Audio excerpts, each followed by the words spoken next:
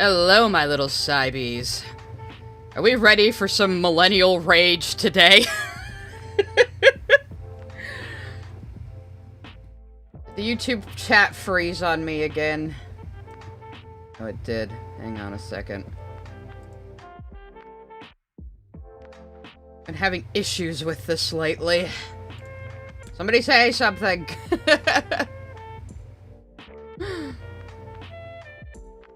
Anyway, yes, hello, hello, hello. There we go. Everyone's talking again. So yes, I'm going to bitch about this 6-year-old review because I want to. Because I think I still have things to say about it. Hello, hello. I want to make it clear from the jump, I'm not a Floydian. I'm not, like, super into Pink Floyd or anything. I mean, I know the music, I like the music, but the thing is, Doug Walker is only, like, 1 or 2 years older than me. And people our age heard The Wall a lot. Like, a lot. The album came out in 1979. The movie came out in 1982. And it was played on the radio. Constantly. Constantly. So, to me, it's like, how does a fellow millennial my age misunderstand The Wall this badly? I still have no idea why he chose this movie. He doesn't seem to give a shit about it. I mean, I thought I care about the movie myself. I only watched it for the first time in full yesterday. But it made me even angrier at him. So, yeah, most people have heard Another Brick in the Wall. Most people have heard Comfortably Numb. Even if you think you haven't heard Pink Floyd, you probably have. They're a very famous band. So yeah, this is a cultural thing that people my age are very familiar with and grew up with, basically. And yeah, I didn't understand the music either. Like, I thought Another Brick in the Wall Part 2 was a School Sucks song, too, when I was, like, 8. So, what I'm going to do is I'm going to actually highlight what parts of the movie he is referencing, because it's so unclear in the review itself. I can't play the movie, and I can't play any of the music. It's, like, super copyrighted. But the movie is on YouTube, if you want to follow along. You can go to Pink Floyd's official channel, and the whole wall is on there. So, if you want to see what I'm referencing, because I'm just going to be scrubbing through the visuals, basically. I have the supers paused for the moment. Give me a moment. But I did want to say, and I'm probably going to be, like, switching between Distractotron and Distractovision to highlight things I'm talking about. So I might not even draw much today, but I'm going to be working on this background. And yes, I'm still not done with these 2 pages, because I've had other things to do. And Cougar's assigning me more work now.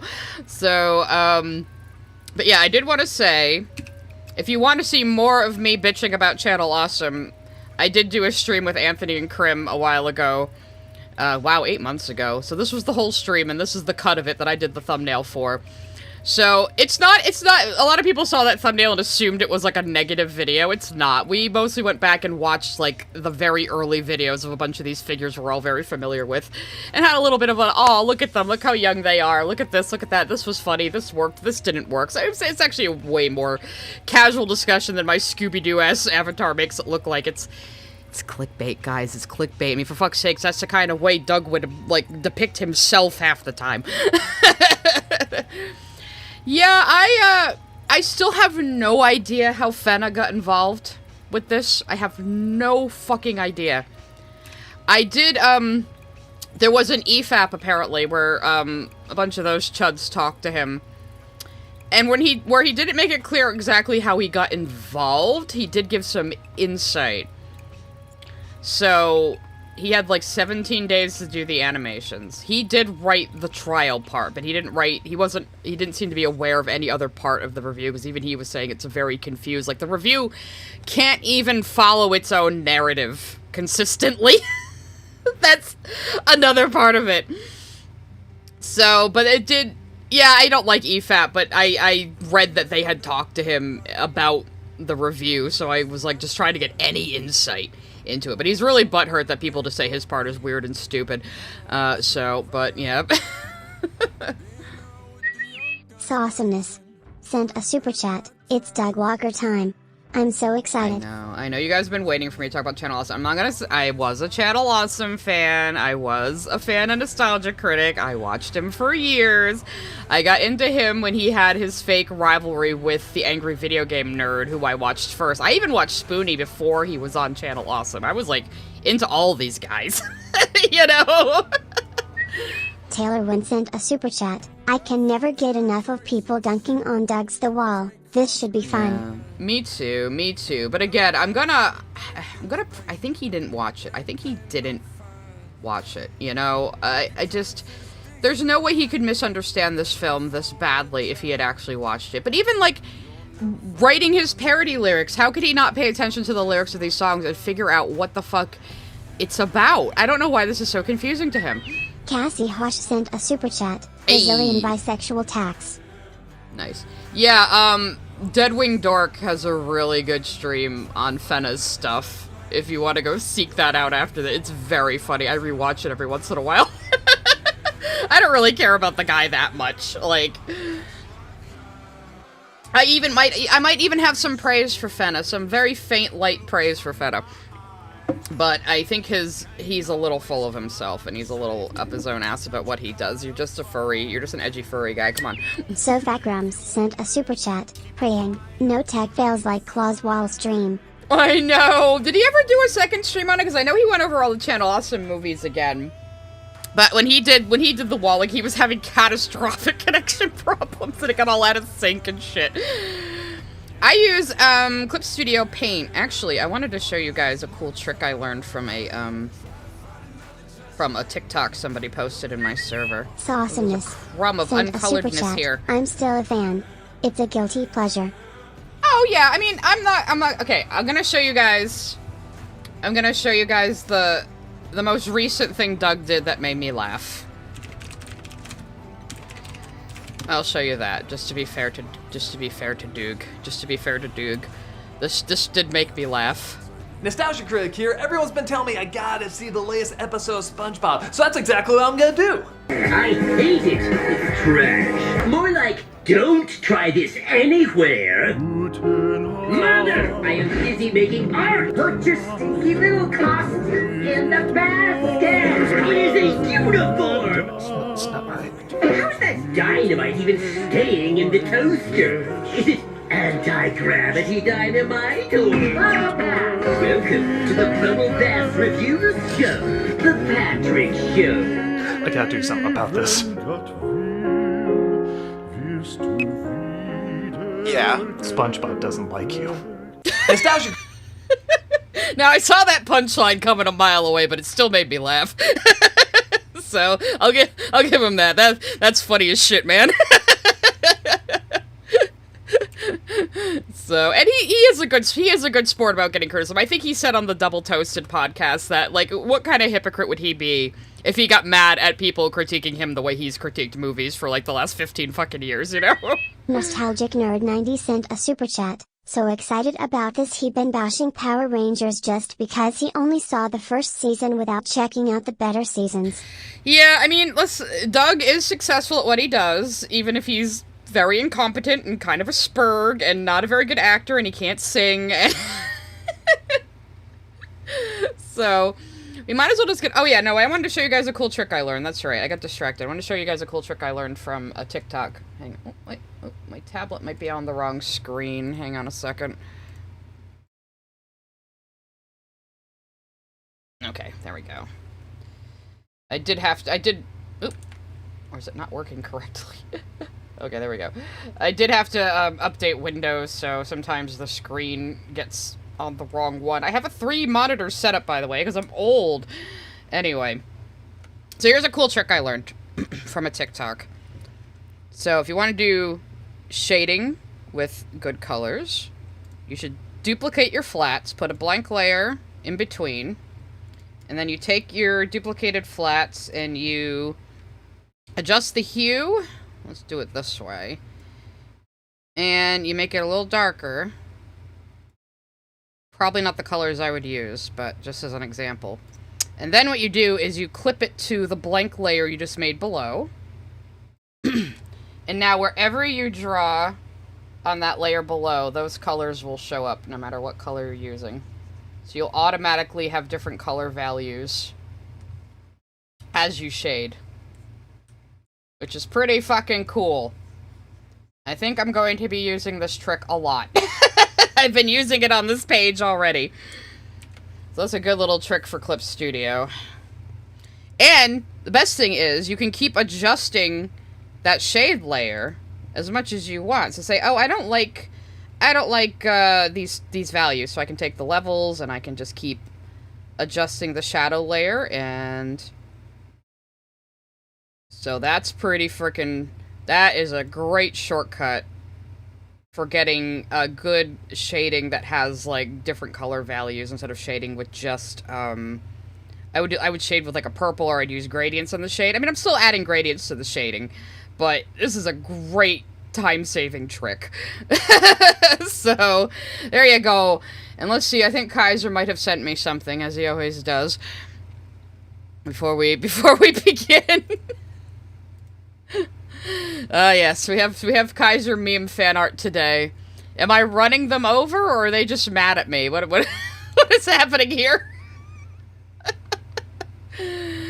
Oh, they're gonna be mad at me, well, at least Pink King's crowd is gonna be mad at me tomorrow. I am going to be premiering a stream edit tomorrow, because I'm very proud of it. I did cut down the first Helliverse Hatedom is Cringe stream. At least the first video that I reacted to, and as we know, that stream came out in 240p, because I'm an idiot.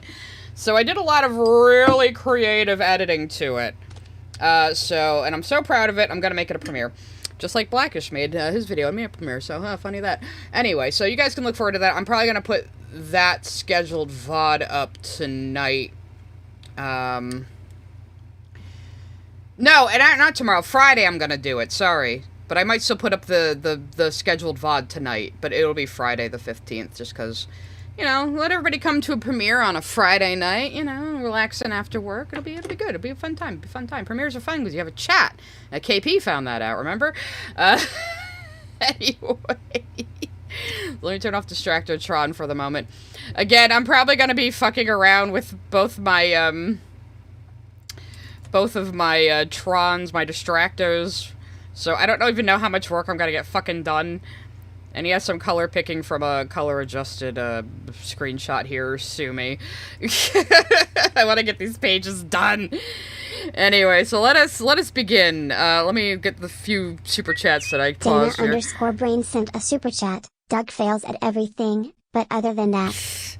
Now, come on. In the stream I did with Ant, I did compliment a few of his jokes. I think are actually funny. I think Doug's problem is he thinks it's funny to make jokes go on like a really long time, but he doesn't have the talent to make that work, and so it just becomes annoying and tedious and exhausting. So anyway, so I guess what we'll do, maybe I'll just do what I usually do, unpause supers at good discussion points, so we're not getting interrupted every 5 seconds, because this is going to be, this is going to be a little complicated. I'm going to be doing a lot of technical shit and probably not getting a lot of drawing done, so. Alright, and I have the actual movie in one tab, and the animations of the movie in another tab. What did you send me now, Kaiser?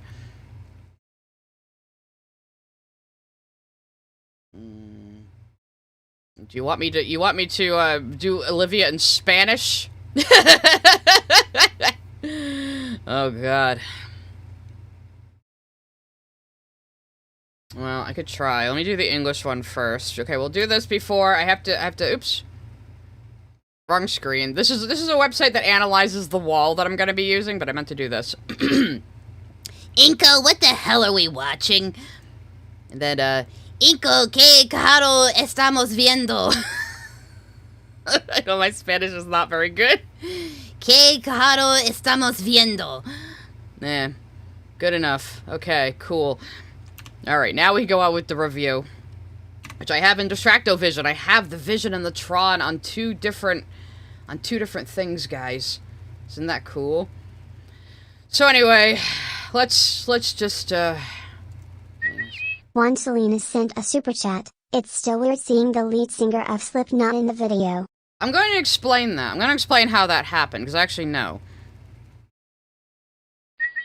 Nicholas Tyson sent a super chat. Are we getting backed credit cards this stream? Should I play the back credit card at a break to give us a break at some point? Anyway. Yes, we're watching Pure Cinema, guys. Get ready. Get ready. Cinema Snob is in it, actually. Pure Cinema. Bylonic sent a super chat. A bad credit card. Yeah, a bad credit card, guys. A bad credit card. That might be a little loud.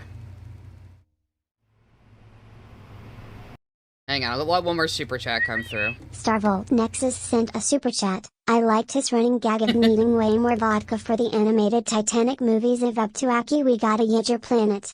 Yeah, that was pretty funny. I also think his It review is still pretty funny. So. Alright, let me turn this down a bit. So this is how the movie starts, with a long hallway in a hotel and a maid trying to knock on the door. There isn't a sign like that, though. A rock star pondering.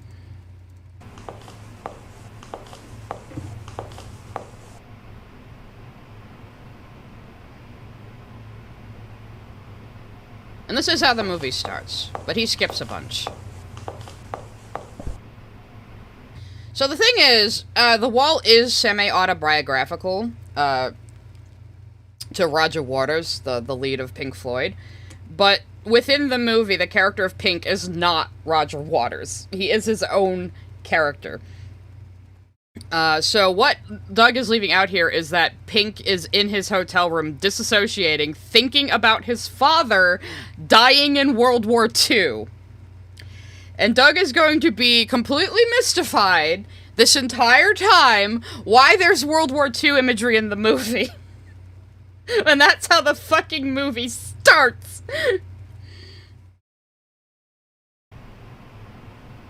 Where does he go from here? Does he do when the tires broke free? I think he does.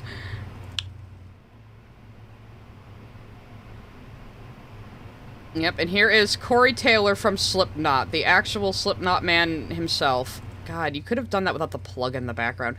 So why is Corey Taylor in this video? This confuses a lot of people. Corey Taylor is in this video because his son is a fan of Nostalgia Critic, and Doug invited him and his son to guest star in a video, which I think is really sweet. I don't have any problem with that part. Giving this kid, like, a little spotlight with his dad, that's pretty cute, alright? I will give Doug that. I'm not gonna shit on that, but that is why Slipknot Man is here.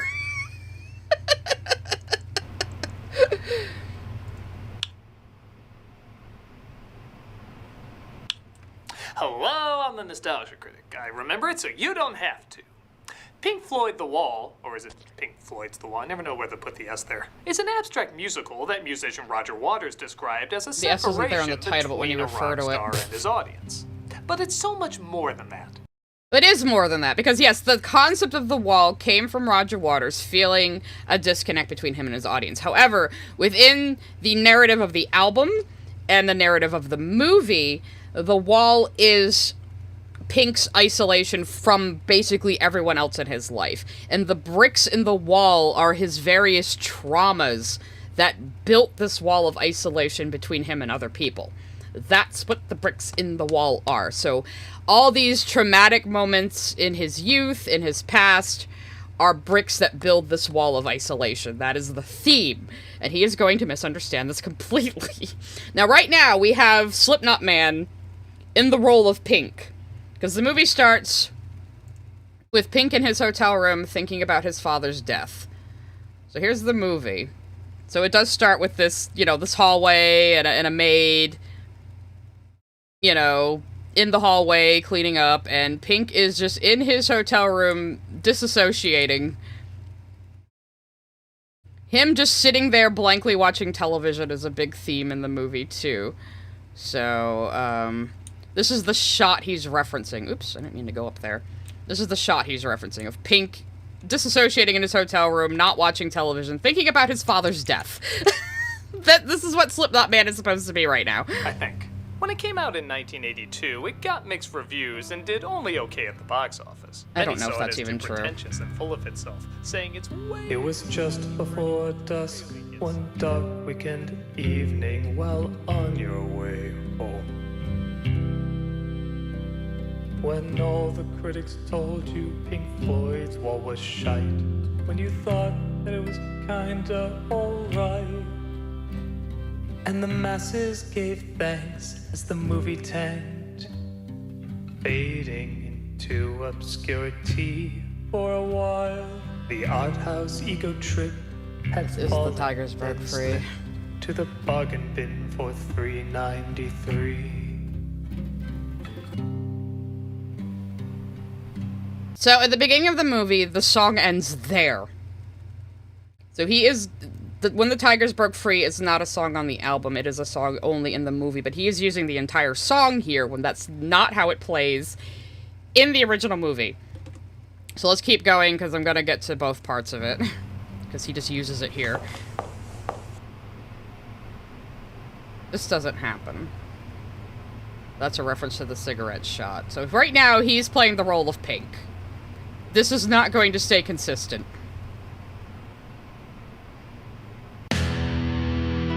Oh no, he's going... Oh, he goes right into the flesh. Anyway, so let me talk about When the Tigers Broke Free, Part 1. This is the beginning of the movie. Pink is in his hotel room. He is thinking about his father dying in World War II, because in the story of Pink, within the movie, his father died in World War II when he was an infant. So, here's how the lyrics go that he just adapted, and I'm going to play a karaoke version of it right now. And I'll just sing it myself, because...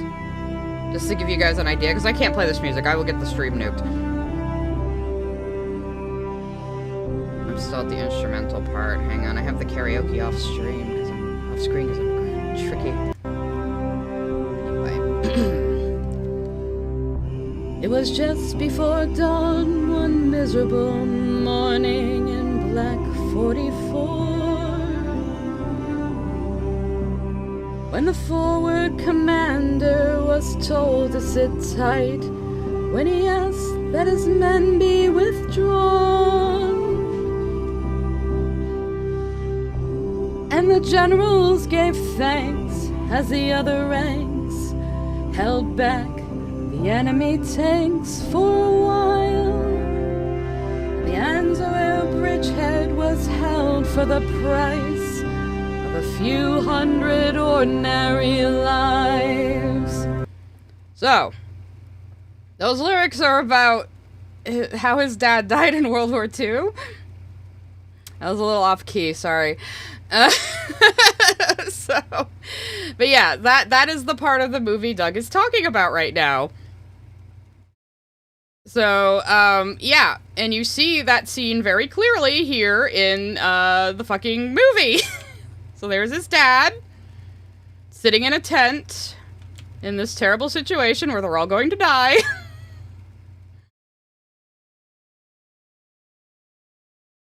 And that's how the movie starts, with him thinking about this thing he never actually experienced, but only heard about as a child.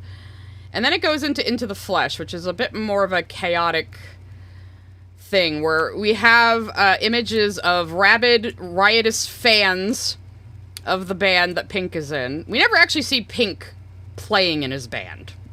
But, so there's nothing about him being a rock star actually in the movie. We never actually see him performing, ever. Because this is about his own mental struggle inside his own head. So we see riotous fans at the beginning of Into the Flesh, who are juxtaposed to soldiers in World War II. Because these things are melding together in Pink's mind.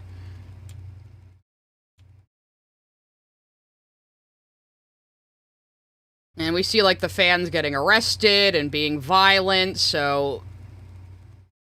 And in his head, he is thinking about this in terms of World War II. Because, I mean, think about it. Think about how different of a world the 80s was to someone who grew up in the 50s. You know? And how separated the youth in the 80s were from the events of World War II. It didn't affect us, you know? I say the youth, I was a baby, but, you know... people who were young adults in the 80s, you know, they didn't really have a connection to what their parents went through. It's a thing, you know. So we have the riotous fans juxtaposed with soldiers in World War II. And there's some debate about when this is supposed to take place, because here we have Pink on the platform of his wall, dressed as something similar to an SS officer, which is going to be important later. People in 2023 unironically saw Roger Waters performing these parts of the show on stage and went, oh my god, he's a Nazi supporter, even though the whole point here is Pink is afraid he is going to radicalize people and become a fascist like the ones that killed his father. You know? So a lot of people debate when this is supposed to take place in the movie. Like, this might be him after smashing the wall and just pouring out his heart on stage to his fans, because he says, you thought you wanted to come to see the show. Is this not what you expected to see? So that's important. That's important to understand. Oops, I have the animations by themselves in another tab too, because those are going to be important later, because he says a lot of stupid shit about it. Anyway.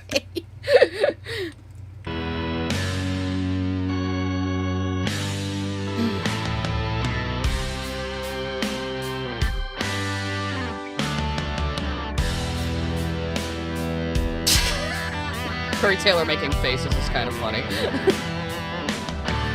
Why does SpongeBob come up? I'll have to explain it because Doug doesn't.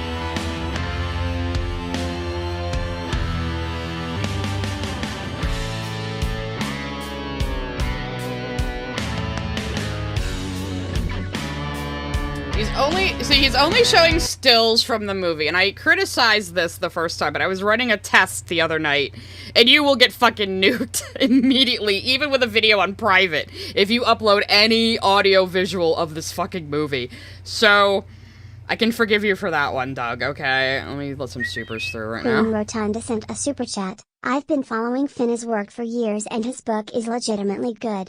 His stuff isn't for everyone, but he did grow a lot since this review. Okay, fair enough, fair enough. The guy 493 sent a super chat. We came in? We came in. Some last name sent a super chat. I've looked at how much the movie gained and yes, it's true. Oh, it's true that it didn't do very well. It is kind of boring in places. Sauciness sent a super chat. The Wall is my favorite album for the movie alone.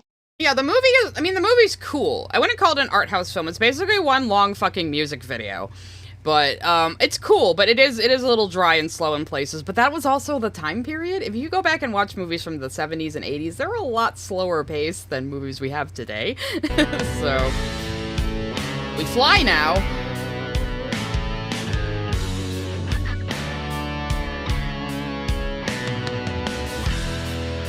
Okay, so before Doug assaults our ears, so the conceit right now of the review is that it's Corey Taylor remembering watching The Wall as a kid. This is the narrative of the review at this point at the beginning. That is not going to stay consistent. Tapas sent a super chat. The dad must have been real nice to do this for his son being a fan of Nostalgia Critic instead of saying, son, what the fuck are you watching? Yeah, again, I'm never gonna say it's a bad thing that Doug had Corey Taylor and his son guest star because his son was a fan. That's really cute. That's a nice thing to do. You know, I'm not gonna shit on that. Nicholas Tyson sent a super chat. What's your favorite rock operas? Personally, I enjoy Streets by Savatage. Does American Idiot count as a rock opera? I think it does. I'm not into rock operas that much. But, yeah. Dr. Theo sent a super chat. I wonder how many people got introduced to The Wall because of this review. Including people making fun of the NC review. Oh, I hope so, because it is a good album. It's a great album. I wouldn't call it a rock opera. I think it's more of a concept album, where it's like all the songs are relating to one theme, but it's not exactly a rock opera. But I guess the movie could be called a rock opera because it tells a story. I don't know. Whatever you want to fucking call it. Anyway, get ready to hear Doug sing worse than me. Been a long time since you've seen Pink Floyd's The Wall. Slipknot's Don't Sour You're not that late. thought of it at all. Tell me when you were a fan of the band, Corey. Is this quite what you expected to see?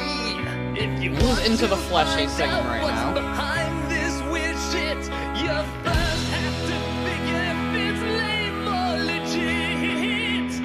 That's some great ADR there, Doug.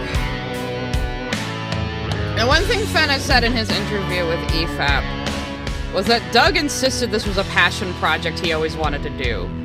I still don't understand why, because he doesn't understand the songs or what they mean.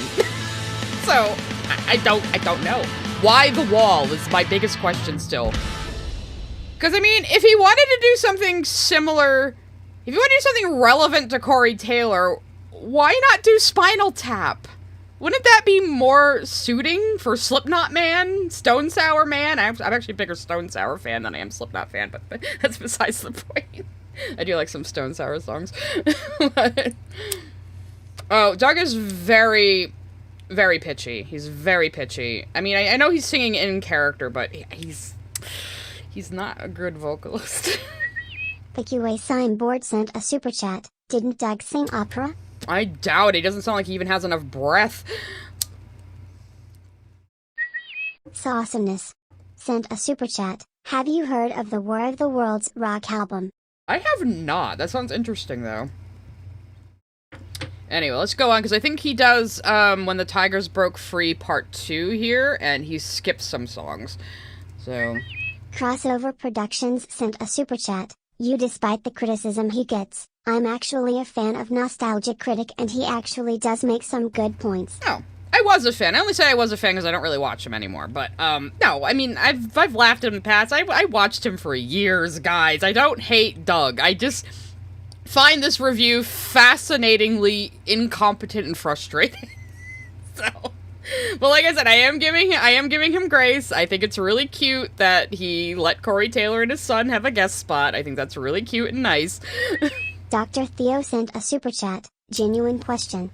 Is he singing bad on purpose? I think he is exaggerating on purpose, but he's not a very good singer. He's just not. Queen Rotunda sent a super chat. I forgot how insufferable this is to listen to. Oh, don't you want to buy it on iTunes and listen to it on Spotify? He has his parody album on Spotify, guys. Don't you want to listen to this unironically in your recreational time? All right, Corey, you can use my... I am not surprised at all that Matt Pat used to do theater. Yeah, he strikes me as a theater kid. ...computer to do your homework, but no looking through my desk. Got it? So we're still in the backstory of Corey Taylor as a child. That's his son playing him.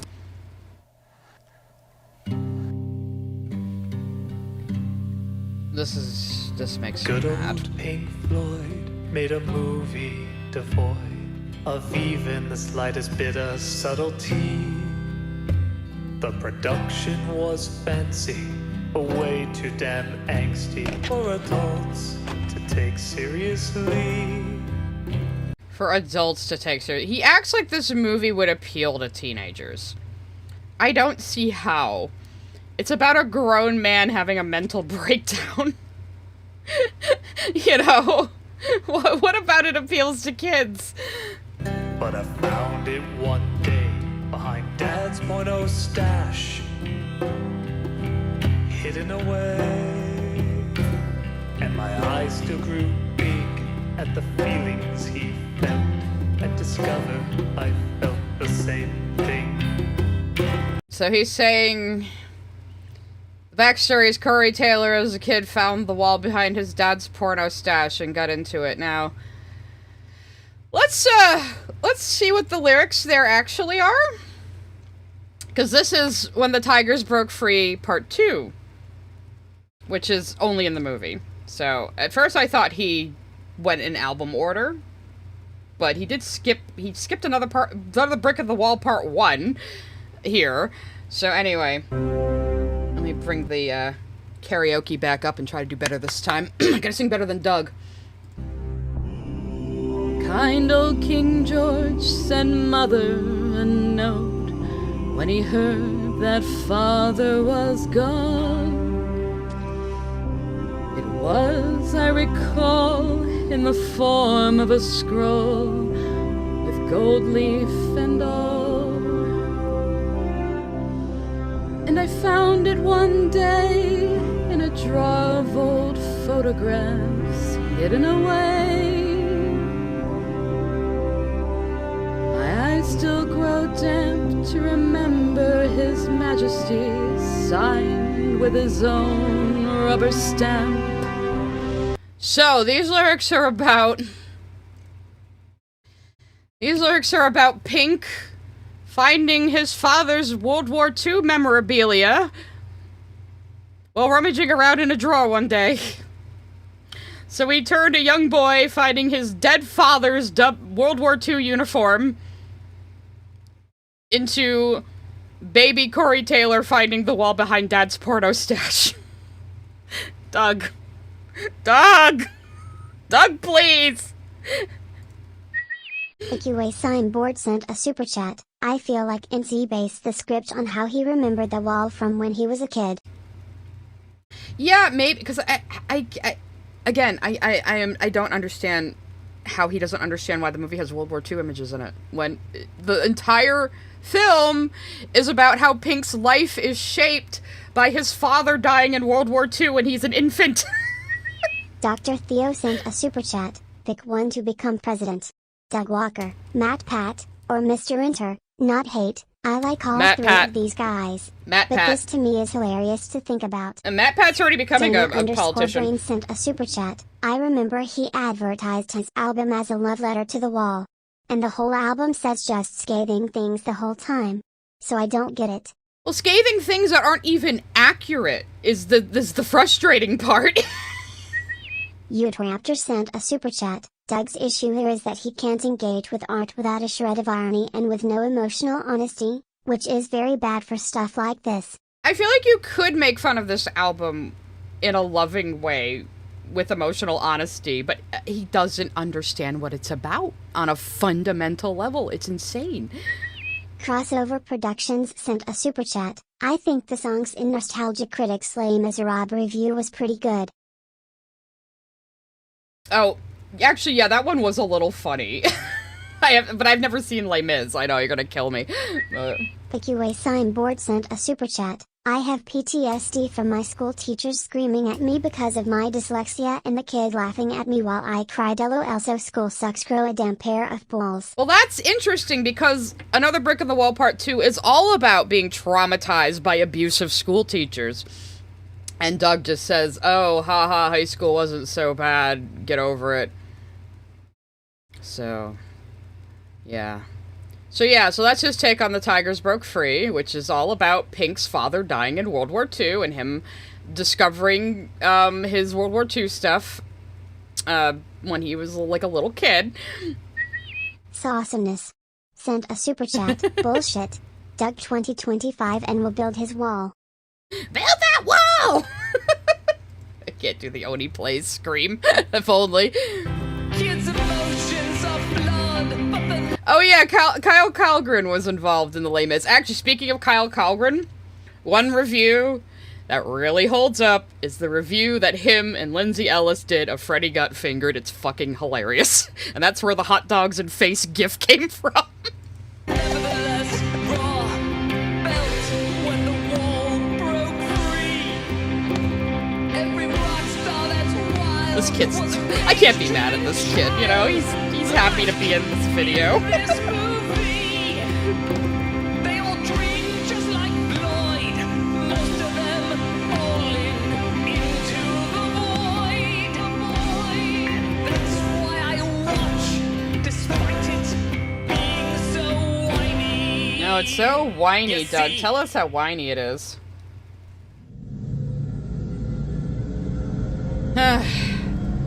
I have to talk about the Fennah in the room. To Doug's credit, he does foreshadow Lucy Lacemaker before the big fucking crazy trial ending that doesn't understand the trial at all.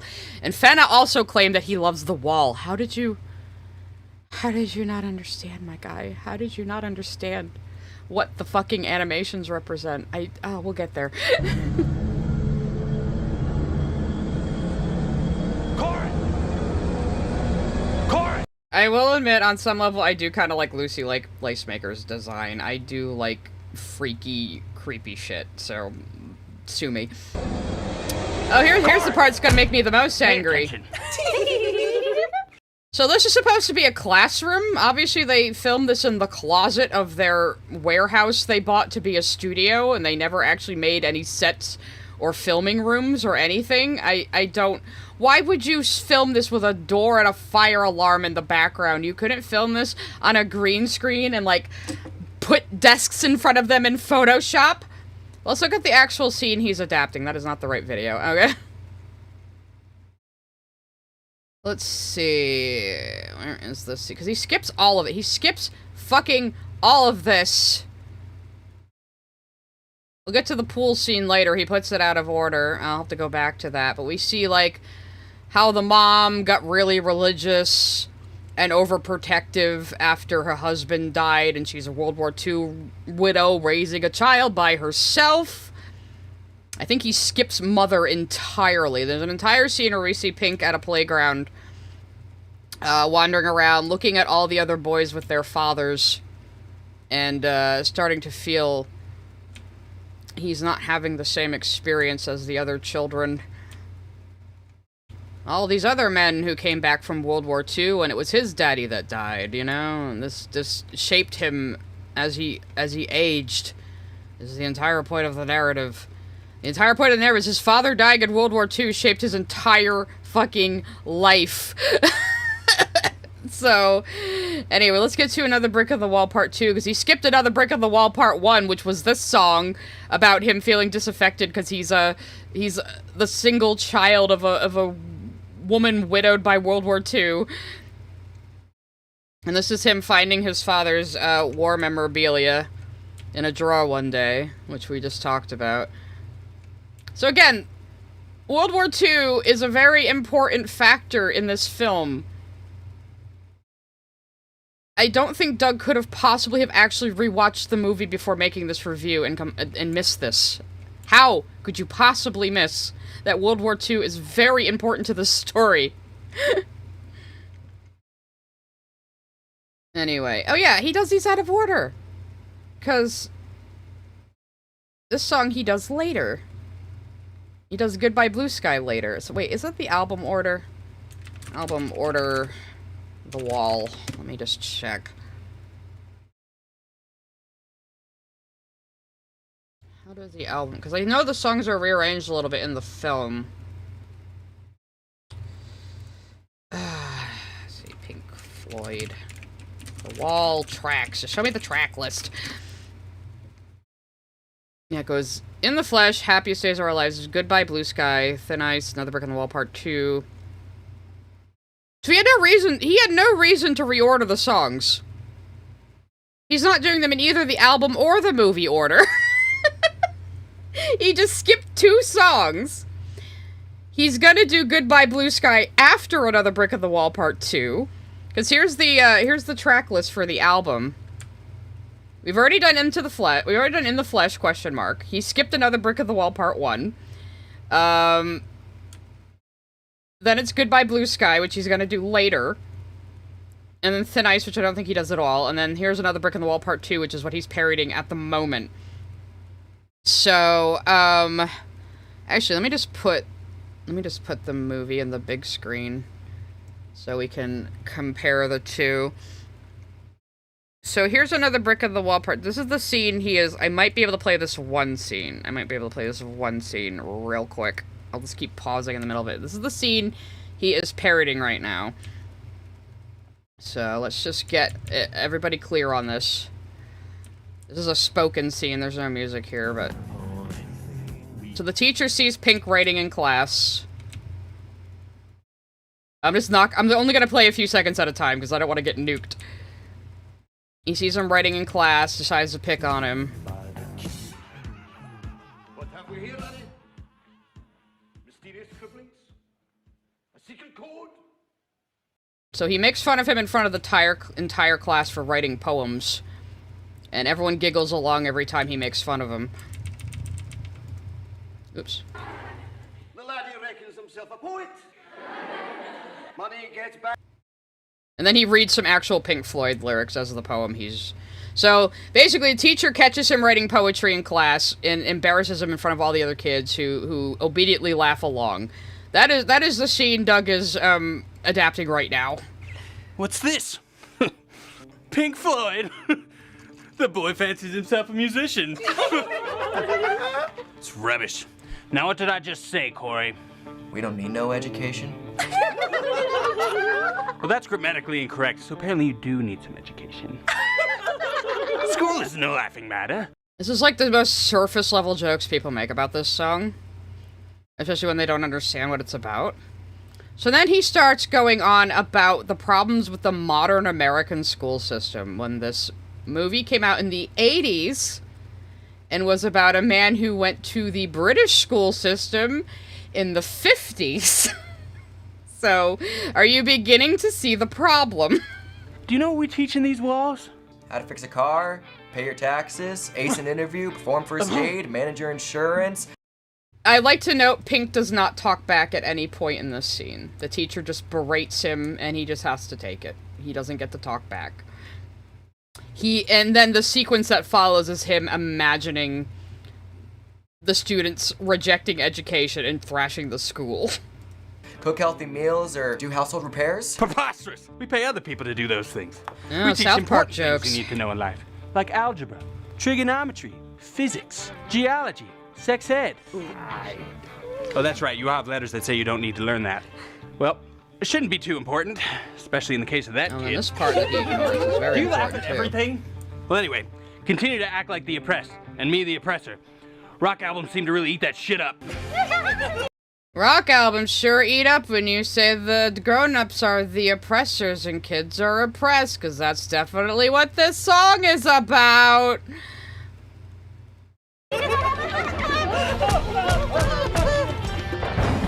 Welcome to high school, where all the teachers are monsters. I know it looks like they want to teach you something, but they don't. They just want to eat you up because we're evil, blood-sucking vampire things. So, yeah, Doug is being like a 50-year-old man, shaking his hand at a cloud, saying, you kids better appreciate your teachers, because that's totally what this song is about. So, let's, I'm gonna do another bit of karaoke for you guys, because the beginning of the song is the most important. Oh, it doesn't have the beginning here. Fuck. Okay. Let me put the karaoke track in here then, so it'll show the lyrics. Because the very beginning of the song is very important to tell you what the song is about. When we grew up and went to school, there were certain teachers who would hurt the children any way they could. By pouring their derision upon anything we did, exposing every weakness, however carefully hidden by the kids. So this song is about teachers who would take things out on kids and beat the fuck out of them, because in the 1950s, directly following World War II, the British school system decided stoicism was the best way to raise kids. So the teachers could hit you, the teachers could berate you, the teachers could do any fucking thing they want to you. And the next part of the lyrics, which I can't sing as well because they're kind of screamed, is like, but in town it was well known when they got home at night, their fat and psychopathic wives would thrash them within inches of their lives. So the theme of the song is these teachers, facing their own discontent in their home lives, would take it out on the children.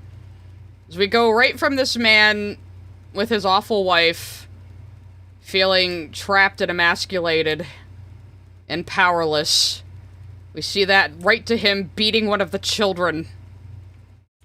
Because back in the 1950s, the teachers were allowed to hit you. Especially in the British school system. There was a lot of infamous abuse, especially in boarding schools where kids were away from their parents. That's what this is fucking about. It's not about the American school system, Doug. But now we're gonna watch his version of it. We're gonna watch his version of it. And yes, when you're young and stupid, you may think Another Brick in the Wall Part 2 is a School Sucks song, when really, it's about the trauma of being abused by the post-World War II British school system. Which is another brick that builds Pink's wall. That trauma. That's the point. More victimization. There are no good teachers. Not one. Not even by accident. After the song, I'll have another point. We don't want to help you. We just want to eat your blood and suck your brains. No more education. So this is stupid. I'm just gonna let super chats come through while this is going on. Laney sent a super chat. This reminds me of Tarantino's depiction of Bruce Lee in that one movie. Not sure what that refers to, but if it's Tarantino, it's probably Dino Nuggy insensitive. sent a super chat. Sorry, was late to the stream. What in the heck does NC have to say about a great album like The Wall? Well, right now we're listening to him completely misunderstand what Another Brick of the Wall Part 2 is about, and he's gonna misunderstand the imagery of it as well later. Crossover Productions sent a super chat. Out of curiosity, what is your favorite nostalgia critic review? It might be the It review. I don't know. AQA Signboard sent a super chat. Evil Autism Tax. This is definitely some evil autism we're watching right now. AQA Signboard sent a super chat. B. Is about the wall not being subtle but proceeds to label all of the symbols in his animation. Mm-hmm. It's like those 90s commercials where the adults I don't know why it's not reading that, but... AQA Signboard sent there a it super goes. chat. Oh god, what if he did a The Substance review? Weak Freak Animation sent a super chat. I think it works fine as its own video inspired by The Wall, but it's terrible as a review of the movie. This is terrible, because he's like, oh, 90s commercials that said kids rule and adults suck were definitely an inspiration on The Wall, which came out in 1979, Doug.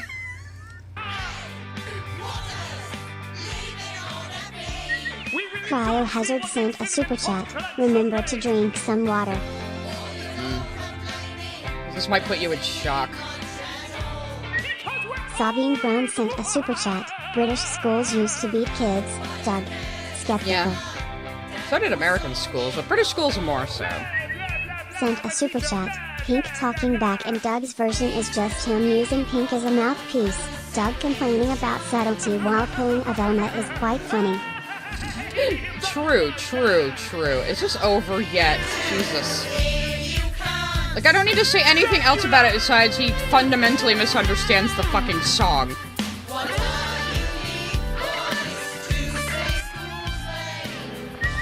Miss Jasmine sent a super chat. Doug misunderstands the message of this song but still has the teacher in his version look like he's hitting someone. Bruh. Yeah, like...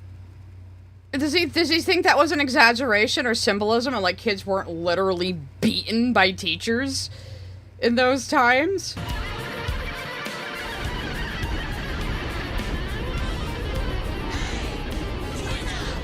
So this part actually happens before the song starts in the movie, so he's got it backwards again. Wait, time out. Is this really a World War II reference? No!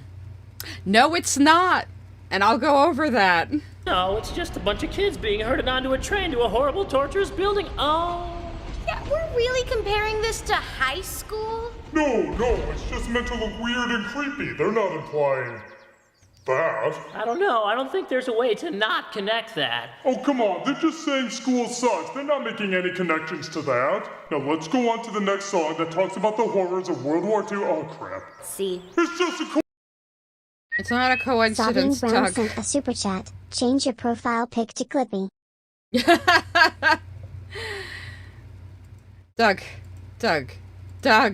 Oh, come on. They're just saying school sucks. They're not making any connections to that. Now let's go on to the next song that talks about the horrors of World War II. Oh, crap. See. It's just a coincidence. Maybe. I don't know. It's not a coincidence, Doug. The first brick of the wall was his father's death in World War II. That is the plot, Doug. That is the plot, Doug. Anyway. let's look at the rest of this. Because no, the children are not being sent to a concentration camp, Doug. So here's the scene he just referenced. Where Pink is in this tunnel, and he sees this cart full, he sees a train, or he imagines a train, and he sees this cart full of children's hands. And yes, this part is supposed to reference World War II a little bit, because Pink crosses over things he's heard about World War II with other things in his mind. But the rest of it, but see, now look at the shape of this, though. Doesn't this look like something you put livestock in? Not a train to Auschwitz. This looks more like you'd put pigs and chickens in. There's a reason for that. And the reason is the children are not being sent to a concentration camp in the music video. They are being sent to a meat factory. Let me see if I can just play this without the music on. Again, I'll probably be pausing up. But see, the children are literally marching right into a slaughterhouse in this music video. And they come out with the weird masks on, sitting at a desk. Because the British school system was all about beating conformity into kids at this point, and you even see, like, them getting turned into meat at the end.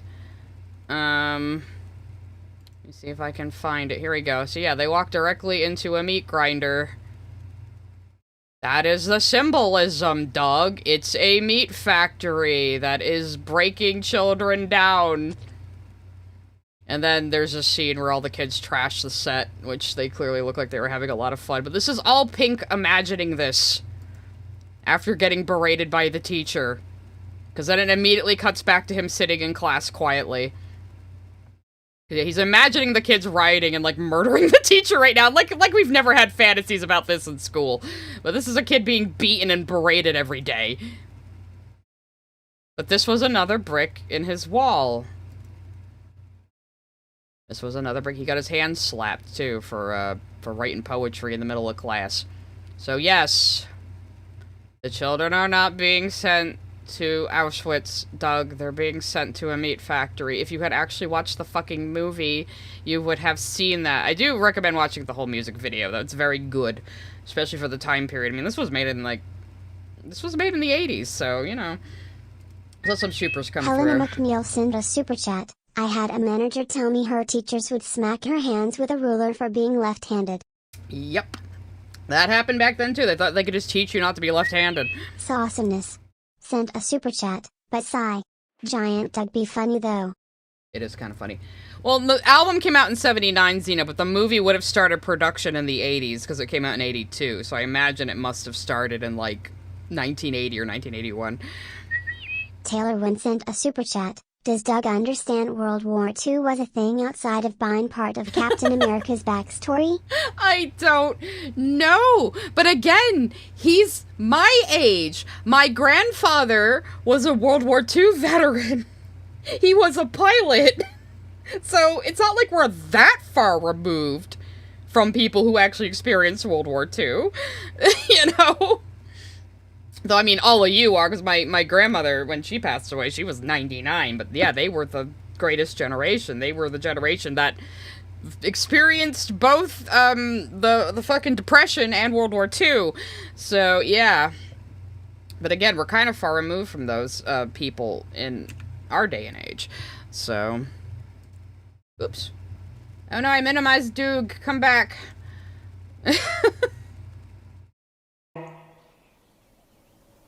Bye. So now he does Goodbye Blue Sky, even though it came first in the movie.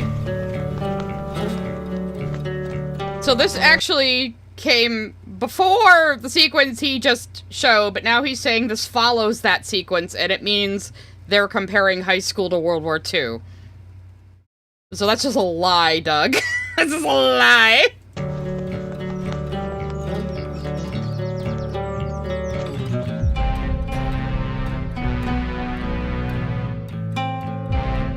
Ego! Ego! So, let's Where's the movie? Let's, go back, because this sequence actually happens fucking before! Oh yeah, here's a shot that's important that I didn't show. Here's Pink's mom resting as his dad is dying, and then there's him in a bassinet as a little baby. Oh wait, I don't have that screen up. There's a little baby in a pram. So we see this at the very beginning of the movie. We see his father die in World War II, and we see him as a little baby.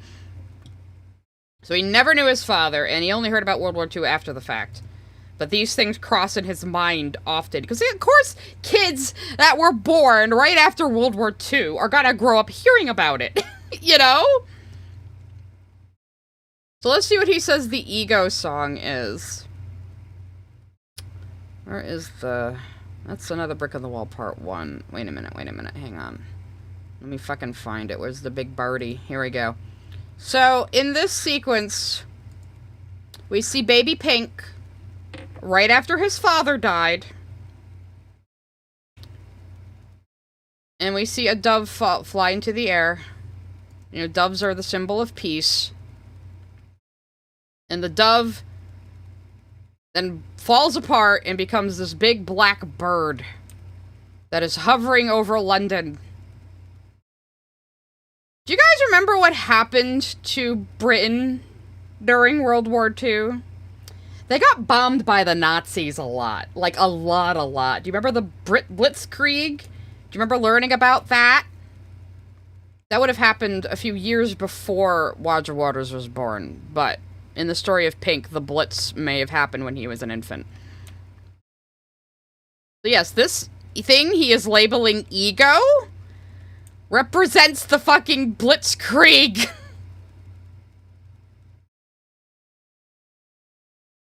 But he's saying it's Roger Waters' ego ruining his own self-content. Even though this is supposed to be the deadly shadow of the Nazis over London. And the death and destruction it wrought.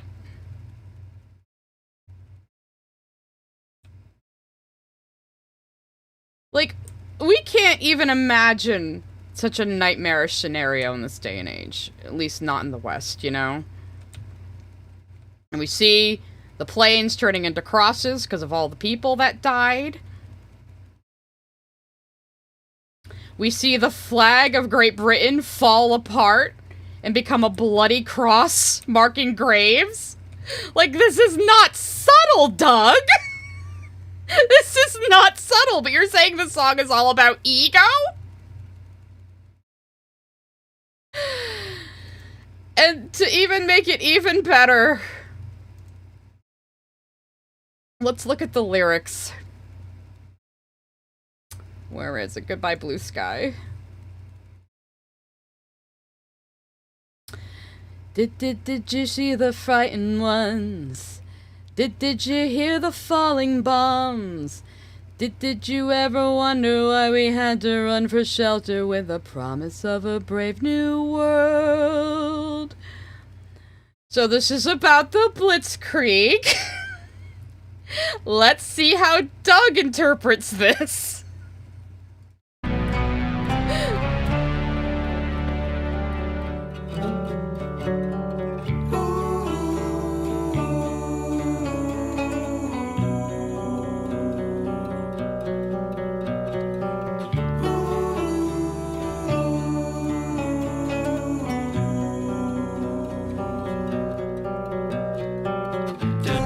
Doesn't this seem too heavy? Well, that's his version of the representation of the Nazis destroying London. Thank you, Doug. This is what that thing is supposed to be.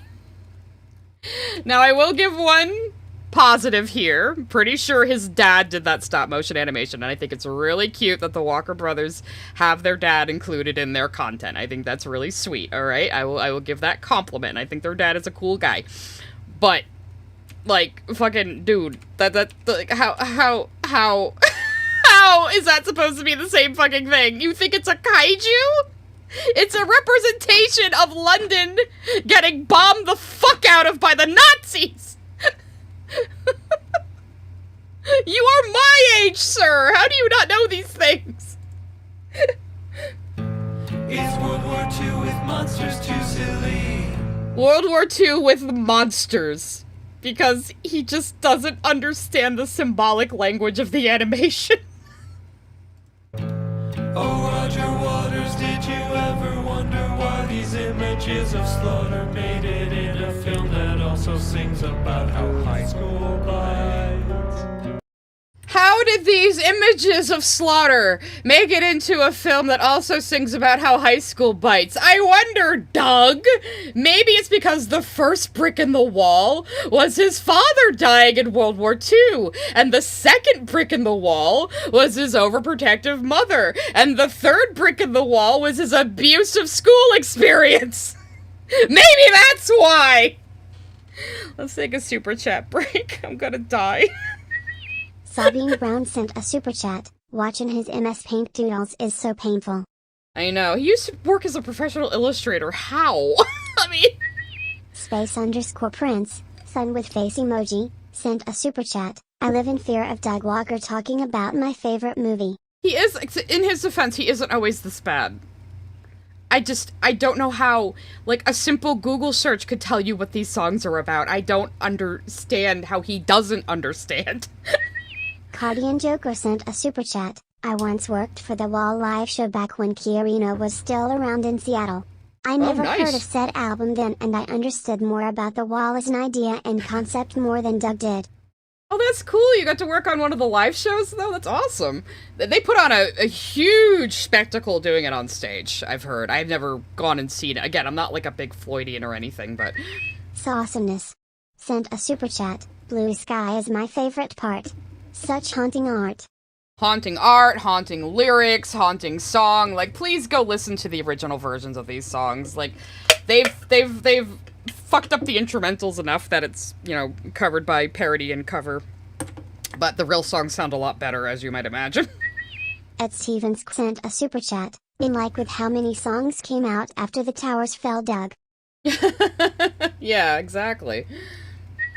Space_Prince, sun with face emoji, sent a super chat. Ah, yes, the least monstrous thing.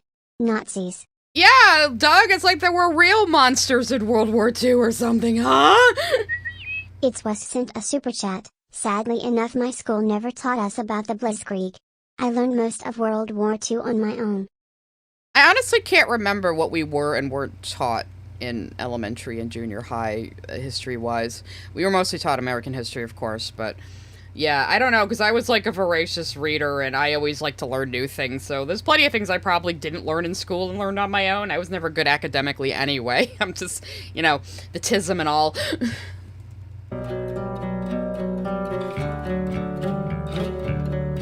And he thinks this is just an angsty song. Oh, he just wants pity, and his problems are bigger than other people's problems. Never mind that this song is about the fucking Blitzkrieg, dog! Is it saying anything that deep? Is it saying anything that deep, guys? What do you think? Sure, we're all bummed out, but you're losing clout in this movie. I don't know, guys. Is it saying anything deep? What do you think? Is it saying anything deep? So long, Oscar bait song, smoke a bomb. This is the part of pisses a lot of you. So long, Oscar bait song, smoke a bong. As if this is like some trippy music you just listen to when you're high. Also, Oscar bait? One, Doug, the album came out before the movie. It would not be, eligible. It wouldn't be eligible for an Oscar, given the album came out before the movie. Two, it was made in Britain. It wouldn't be eligible for an Oscar anyway. I don't think.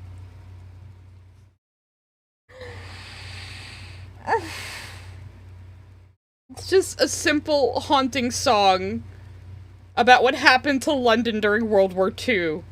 which is something America never had to experience. They got it way worse than us, and we just came in at the last minute to be the big heroes after Japan fucked with us. You know, we didn't give a shit about all this happening before then.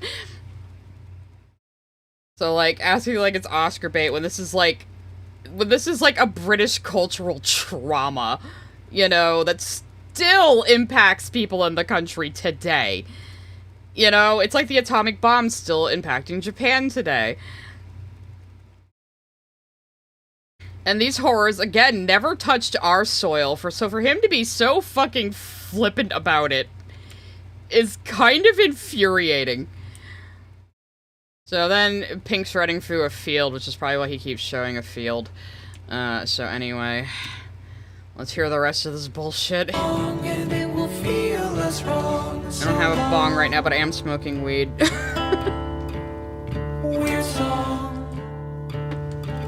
What a weird song. What could it possibly be about, I wonder? God damn it, Doug. God damn it, Doug! Is that better? Dude, I don't know what to think while watching that. You didn't even do the songs in the right order! Good, that means we're brilliant. Now I'm gonna go do a slow mopey song. Haven't we had enough of those? Yeah, but we have had several of them back to back, so that'll really mix things up. Except you skip Mother! Which is very important!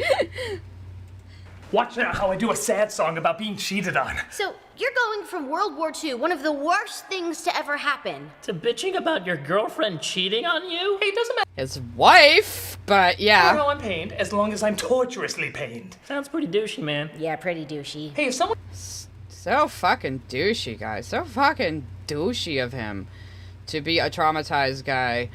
Anyway, so as we advance in Pink's life in the film, he skips Mother, which is very important. Obviously, so we see, okay, so one scene we see is of Pink ignoring his wife. He's just watching TV. He will not engage with her until she takes off her bra and seduces him. And actually, the shot of her shadow is going to be important for later. Like, we see him as a kid, like, peeping on a lady across the way, as a young boy might do. And we see him cuddling in bed with his mother, as well. So we see how this led to his issues with women. You know, his overprotective mother... being a growing boy without a father figure in his life to tell him what's appropriate and what isn't. You know, or how to talk to girls. And with an overprotective mother who just wants to keep him by her side and protect him forever because, well... Oops, sorry. Pfft. Let me start over, guys. So, he skipped the song Mother. He skips the song Mother, which is very important. Because he starts thinking about his mother, because he wants comfort right now. And we see how his overprotective mother led to all of his problems with women in his life. Pink is not supposed to be a good person. He's a very broken person. So he's thinking back to getting beat at school again. And, then we see him peeping on a lady across the way. And putting his binoculars away and pretending to study when his mom comes in. Then we see him with his wife, who he's ignoring to watch television until she takes all her clothes off. I don't think he wants to sleep with his mom, but he is, like, thinking about all the times he cuddled in bed with his mom as a kid, and again, he doesn't really have a male role model to tell him how to deal with women. Not that men are always good at that. So yeah, his mom comes in, and he quickly pretends he was studying. And we see, like, he ignored his wife a lot. So that's what leads to her cheating on him. But yeah, the lyrics to Mother are very important as well, to tell us this was another brick in Pink's wall. Where's the song list, you stupid thing? Alright, Mother, Mother, Mother, where's Mother? There's Mother. So Mother is important, because it starts out with, Mother, do you think they'll drop the bomb? Mother, do you think they'll like the song? Mother, do you think they'll try to break my balls? Ooh, Mother, should I build the wall? So this is like him growing up, you know, Mother, will they put me in the firing line? Because, you know, these are things a kid post-World War II would be worried about. And then the next part, hush now, baby, baby, don't you cry. Mama's gonna make all your nightmares come true. I forget how the part goes. But yeah, Mama's gonna make all your nightmares come true. Mama's gonna put all of her fears into you. There, I got it back. Mama's gonna keep you right here under her wing. She won't let you fly, but she might let you sing. Mama's gonna keep baby all cozy and warm. Course, Mama's gonna help build a wall. So this was another brick in his wall. And then, Mother, do you think she's good enough for me? Mother, do you think she's dangerous to me? Mother, will she tear your little boy apart? Mother, will she break my heart? Mama's gonna check out all your girlfriends for you. Mama won't let anyone dirty get through. Mama's gonna wait up until you get in. Mama will always find out where you've been. Mama's gonna keep baby healthy and clean. You'll always be baby to me. And then it ends with, Mother, did it need to be so high? As in the wall that he is building around himself. So he skips that song completely. Probably because it doesn't fit into the narrative he set up about Corey Taylor, which we are rapidly forgetting. Because now, suddenly, Doug is pink. Doug is now pink in the narrative of his own review. For no reason. This is where he becomes pink. So he skipped Mother entirely, and now is acting like somehow the movie is conflating Pink's marriage falling apart with World War II. Despite the fact, again, his dad dying in World War II, his mother being overprotective and filling him with his head with fears, the schoolmaster beating him, and now his problems with his wife. These are all bricks in the wall. Symbolism! Yes, I also used to watch Film Brains. There you go. One doesn't like my artistic dive into madness caused by an affair. You mean like The Room? No. Yes. Shut up. They can just skip. It isn't just caused by the affair. He's a mentally ill, disturbed, broken man to begin with, but yeah. The scene. Fair enough. Thank you. What's that person I could never see betraying me? I mean, I wouldn't call her a boy mom, but a widow whose husband died in World War II, raising a boy by herself in the 50s and 60s. Yeah, that's not gonna be a perfect mom. You're betraying me? Why am I Mr. Pink? Oh. I got a lot more drawn-out angst than that. Hey, so you invited me up here. What you want to do? Just watch TV. You invited me up here to literally watch TV? I'm a successful musician with millions. How can you expect me to be happy? This is gonna... Oh, a guy who's a musician can't be depressed and fucked up. So he completely misrepresents this scene, like, fucking entirely. Which is insane. So after his wife cheats on him, and presumably they get a divorce, or they might still be married. So we see just like a whole montage of Pink's issues with women. Like, throughout this whole thing. We see, like, this is his wife ends up cheating on him. He has a flashback to being at, like, a wedding or something. His mom's dancing, and he approaches the girl he was peeping on, I think. I think that's the same girl. Maybe it's not. Maybe this is just his history of having mommy and woman issues. There's his wife with her lover, cheating on him. She's not picking up the phone. He's at a phone booth. And he's depressed about it. Again, I can't really play the movie, so we're just gonna do it this happen. Then we get the fucking flowers. I mean, the actual flowers are fucking. There's this animation. Now, this very Georgia O'Keeffe Yannick flower represents the wife, of course. So, like, yeah, it's literally an animation of flowers, like, fucking, it's, that's what this is. It represents the affair, and then they start battling, or this might represent the marriage, actually. It starts out all soft and nice, and then it turns very violent. I think it is implied that he hit his wife, though they don't show it in the movie. So, that's the marriage falling apart, I think. Yeah, so... And then the Yannick lady flower chomps him. And it kind of turns into the big bird from, Goodbye Blue Sky. Because again, all of his feelings about all of these things are being... And here's the wall just like going, Badoom! Fuck you! Yeah, so this is about all these things coming together in his mind to, feed his psychosis, basically. Yes, so the scene, Doug, is... So after the affair, I think we're seeing more, like, riots and things. I don't know if this is, like, Vietnam War protesters or what. I know there were Vietnam War protests in Britain, even though they weren't directly involved. I don't know if that represents that or not, to tell you the truth. But then we see him... He skips, the fuck is this song called? And they're like, ooh, I need a dirty woman.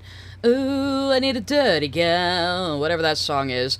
So we have a montage of him partying and you know, going with groupies and hookers after the affair his wife has. He just delves into dirty women and drugs after that.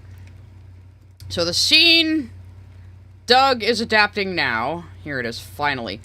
He doesn't talk to this woman a single time. He brings this groupie up to his room, plops down in front of the TV, and ignores her while watching TV exactly like he did to his wife. And the girl is trying to engage him the entire time. She's trying to talk to him. She's like, oh, hey, look at this room. Look at the size of the bathroom. Do you want to take a bath? Do you want to do this or that? And at one point she starts sucking on his fingers even, and he still ignores her. And so she just, like, starts to fuck off. He doesn't say a single word to her this entire time. There's her checking out the bathroom, and then eventually... After she fails, she just her just sucking on his fingers for a little while, trying to just get him to do anything. She goes and sits in the corner and sulks. And then out of nowhere, he gets up and starts just trashing the room. Just fucking up the entire hotel room in front of this girl that he just didn't even talk to this entire time. So he's really misrepresenting this scene a lot. Like, he just starts tearing everything apart. So he's a dangerous, drug-addled, womanizing freak, and he's supposed to be. We're not precisely supposed to feel bad for Pink. You know, it's not like, oh, angsty, pity me, feel bad for me. Like, you're supposed to understand this is not a good thing he's doing. You know? Like, he's being abusive. Again, it does imply he abused his wife. Basically, the trial at the end is him going, oh, so I'm the asshole. You know? So, this is what Doug is misrepresenting at this very moment. So let's go back to his video. Gonna be another one of those slow Moby songs, isn't it? Yes. I know that. Don't worry, I have a slow Moby song here too. Hey you. Oh my god, doesn't this remind you of Jesus? I'm like Jesus. I'm Jesus. Feel sorry for me. I'm Jesus. So, like, how is anybody supposed to know what the fuck that's referencing? All of a sudden, we just get flashbanged with Doug's doughy chest. His doughy, hair-covered chest. I'm just gonna leave that on screen for you guys. So, what is this referencing, you might wonder? Well, there's 2 points this happens in the movie. One is toward the very beginning. Let me find it. Scrub-a-dub-dub on through until I find it. You guys can just keep enjoying Doug down in the corner there. So we see him in the hotel room. This might be after... I think this is before he trashed it. Yeah, this is before he trashed it. So we see Pink in the pool, and he's just kind of floating there. And then the water turns red, and he starts thrashing around, like, fighting off his own, like, bad thoughts and memories. So that's the first time it's like a pool of blood, because he's thinking about his father dying in World War II! You know, the thing that's, like, haunted him his entire fucking life. So that's the first pool shot. The second is after he trashes the hotel room, I think, because his hand is bleeding. So, yeah. Second time he's in the pool after fucking up the hotel room. Oops. Wrong button. After fucking up the hotel room, he goes back in the pool. Yeah, so this is after the whole hotel room's been fucked up. He's back in the pool. Now his hand is bleeding, so there's actually blood in the water this time. And I don't think this is supposed to look like a stigmata. I really don't, because it's only one hand. So, fucking Doug trying to say this is like Jesus Messiah imagery is just fucking retarded. Like, because it's not. His hand is bleeding, so now the water is actually bloody this time. I don't think that's supposed to look like a stigmata, personally, because it's only on one hand. And it's not like he has a cut on the other hand and a cut on his ribs or something. And then maybe you could make the argument that this is like, I'm supposed to be Jesus! So anyway, that's what he is trying to replicate here. I'm gonna let some super chats come through, so we can keep looking at Doug. A super chat. Why did he put this soundtrack on Spotify? Who is going to listen to this unironically? I don't know. Do you think he does? Do you think maybe he listens to this in the car sometimes? Just, you know. Opophis sent a super chat. World War II with monsters too silly. Did he never hear of Godzilla?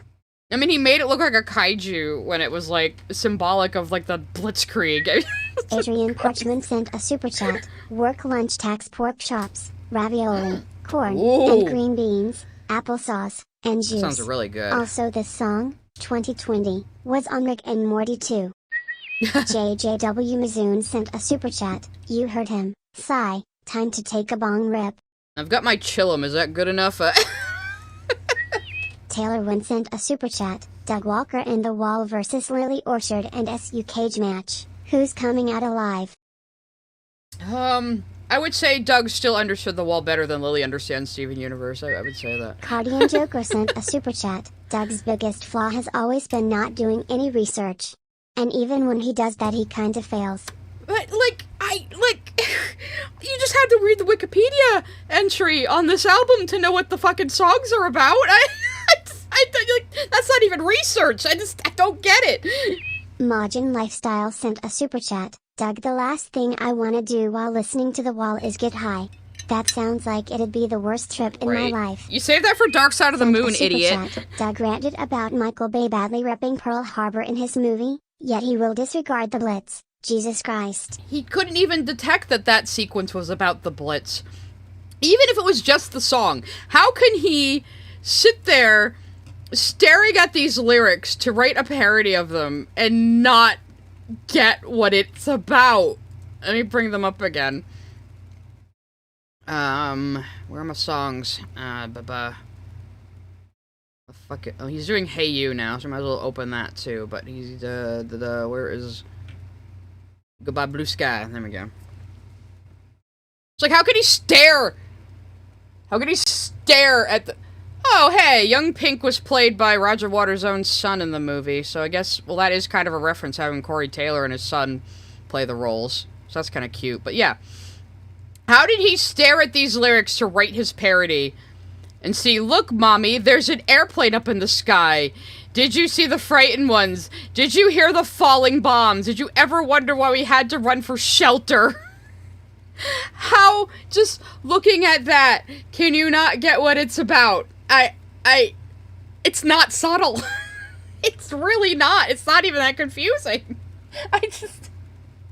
This is why I did want to react to this. It drives me completely insane. I can't disentangle what crazed thoughts in his mind may have led to this. It's like a puzzle I can't solve. I'm just fascinated in a morbid way. Opophis sent a super chat. USA emoji. Nazi Germany? I sleep. Pearl Harbor? Real shit. What does he even know about how Pearl Harbor went down anyway? I mean...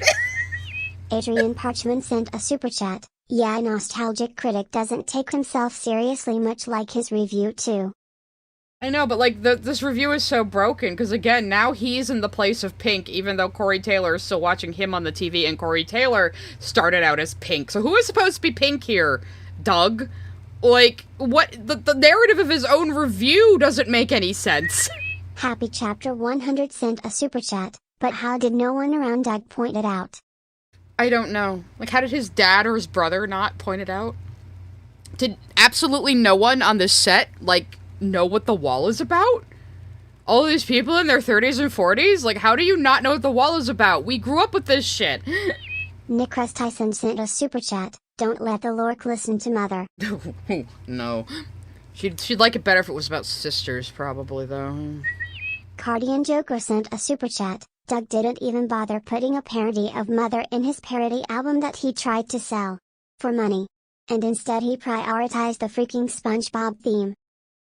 I will tell you why the SpongeBob theme is there when we get to it, because I know the reason, but they didn't make it clear enough, so it's just confusing.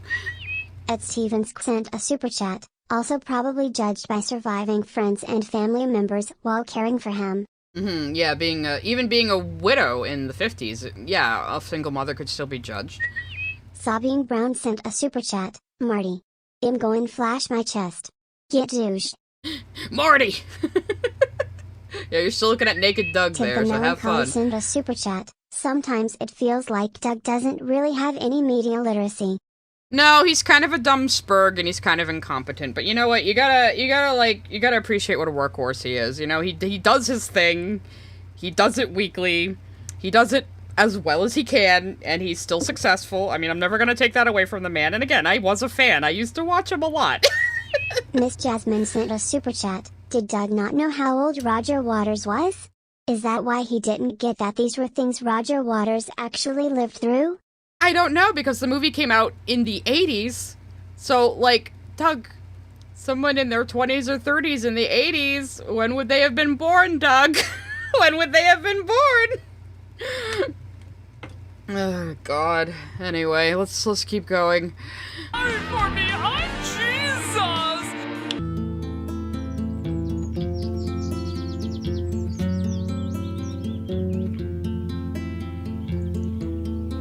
Which one is this?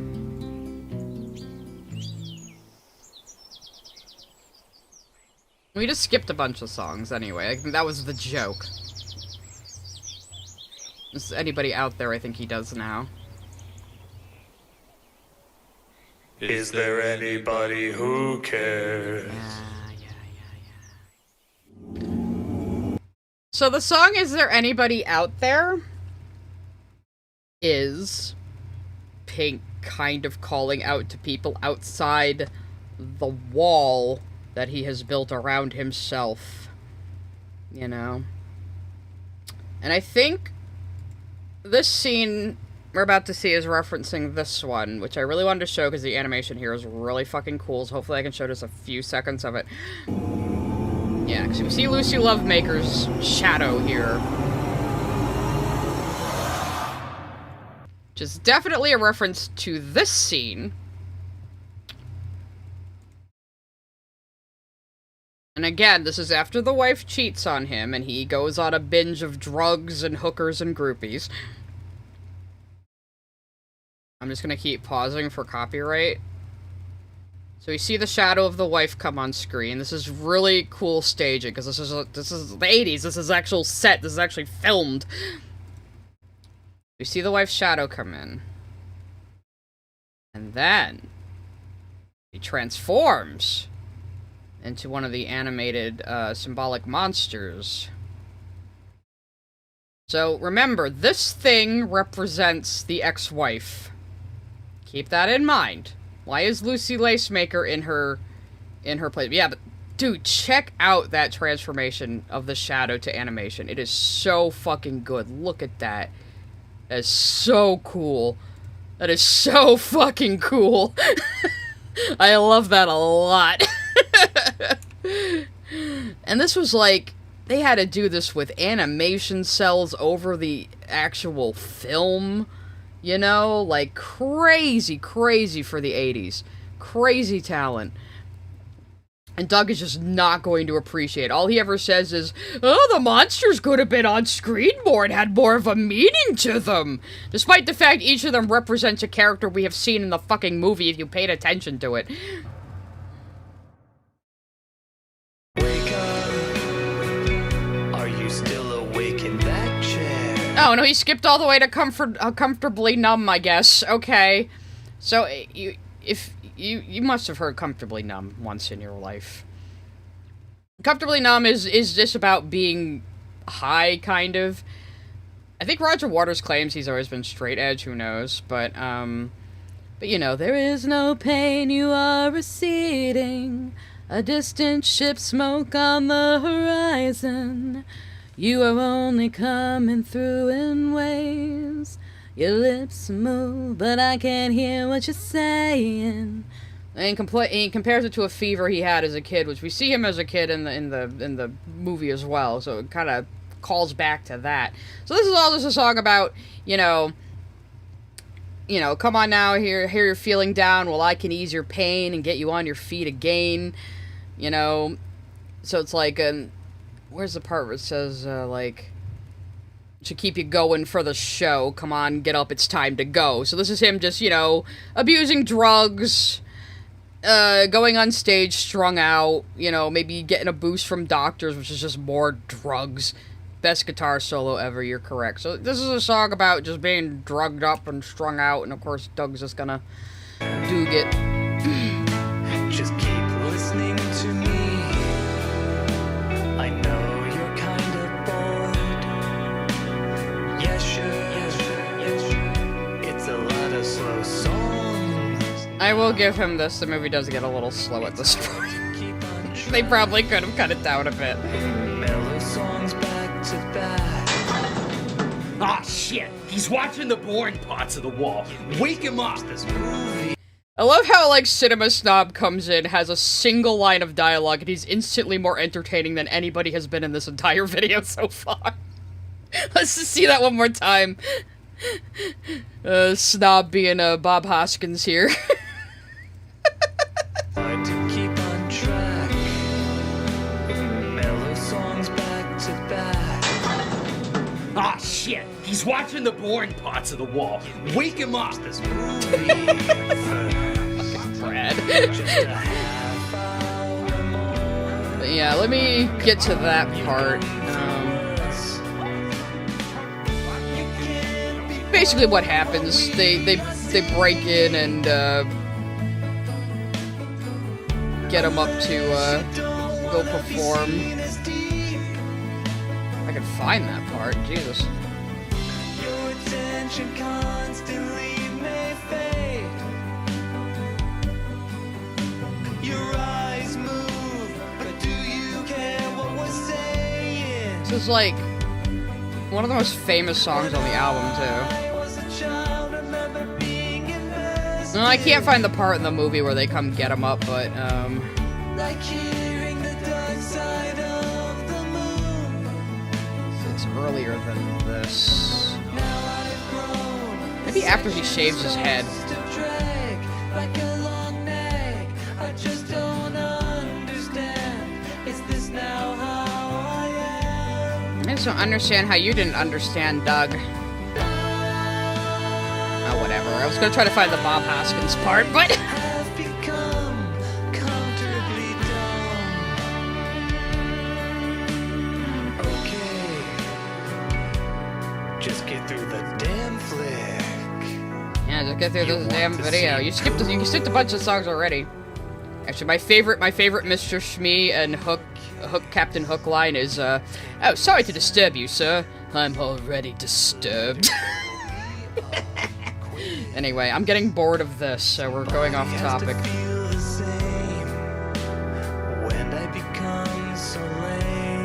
Now, he did show a cool shot in there that we see later. Oh no, I skipped way too far ahead.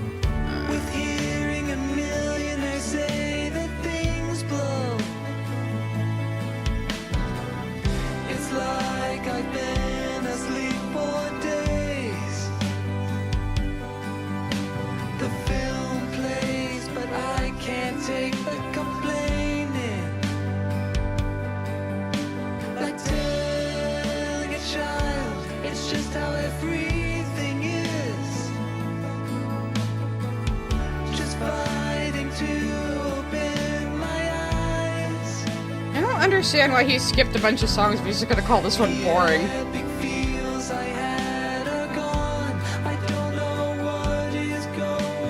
I can't be mad at a father and son having a bonding guest spot, though. It's cute.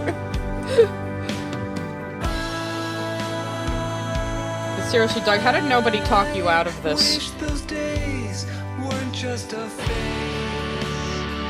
And I wish those days weren't just a phase. Like, again, I don't understand how he thinks The Wall is, like, an angsty film for teenagers and teenagers would even relate to it. I don't get it.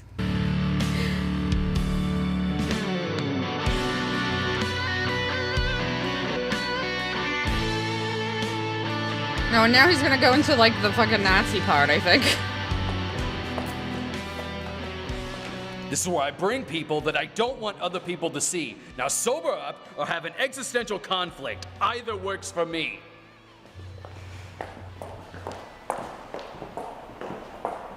Like, it's so unclear what part of the movie this is even fucking supposed to be. Because, like, a bunch of shit happens. So, like, after he trashes the fucking hotel room and goes a little crazy, we see shots of him scrabbling desperately against the wall that he's built around himself. Again, this is all him basically having a psychotic break because of how isolated he now feels because of all these traumas that have caused him to build a wall between him and other people. Like, the symbolism is so fucking simple. And he's like, is anybody out there? Is anybody out there? Is there anybody outside this wall I have built around myself, you know? He doesn't know how to connect with other people, but he desperately wants to. It's the Hedgehog's Dilemma or something, you know? And then he takes all the trashed hotel room and he arranges it like a World War II battlefield. Because he's going fucking crazy. And then he goes in the bathroom and he, like, shaves all of his hair. Like, his head hair, his body hair, even his eyebrows. He shaves everything off. So that's kind of important. You know, he just goes in and starts shaving all of his body hair off. Making himself bleed, and then he comes out looking like this. So, not a well man right now. Not a well man. Not a well man.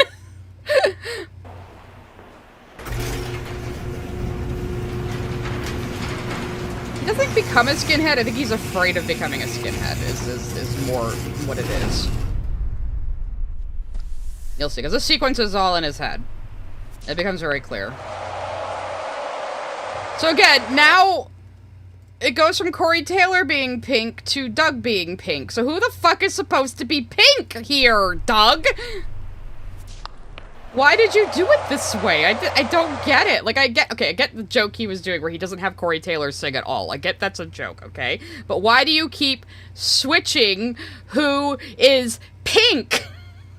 Your own narrative doesn't make any sense. So is Corey Taylor hallucinating you being a Nazi, Doug? Because you couldn't figure out how to tie this back into the story of him and his son? Like, what is happening?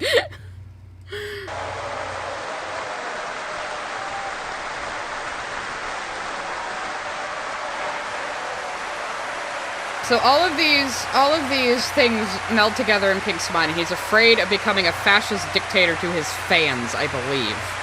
That's my kind of take on it. I'm sure it's more complicated than that. Smarter people than... Oh, it's time for the honey ad, guys. You know what, though? I'm just gonna BRB for 2 seconds because I really have to pee, and I might just piss my pants if I have to watch this. So, I'll be right back.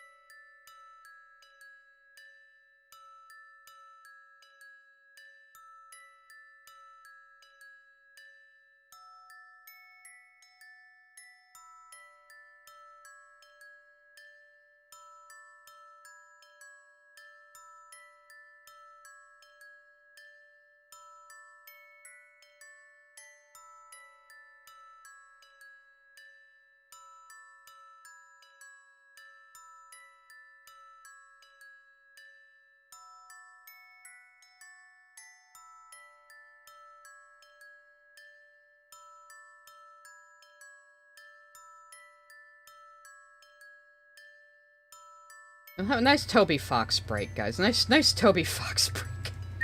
Let some supers come in. Sent a super chat. Naked Doug is mesmerizing. Yes.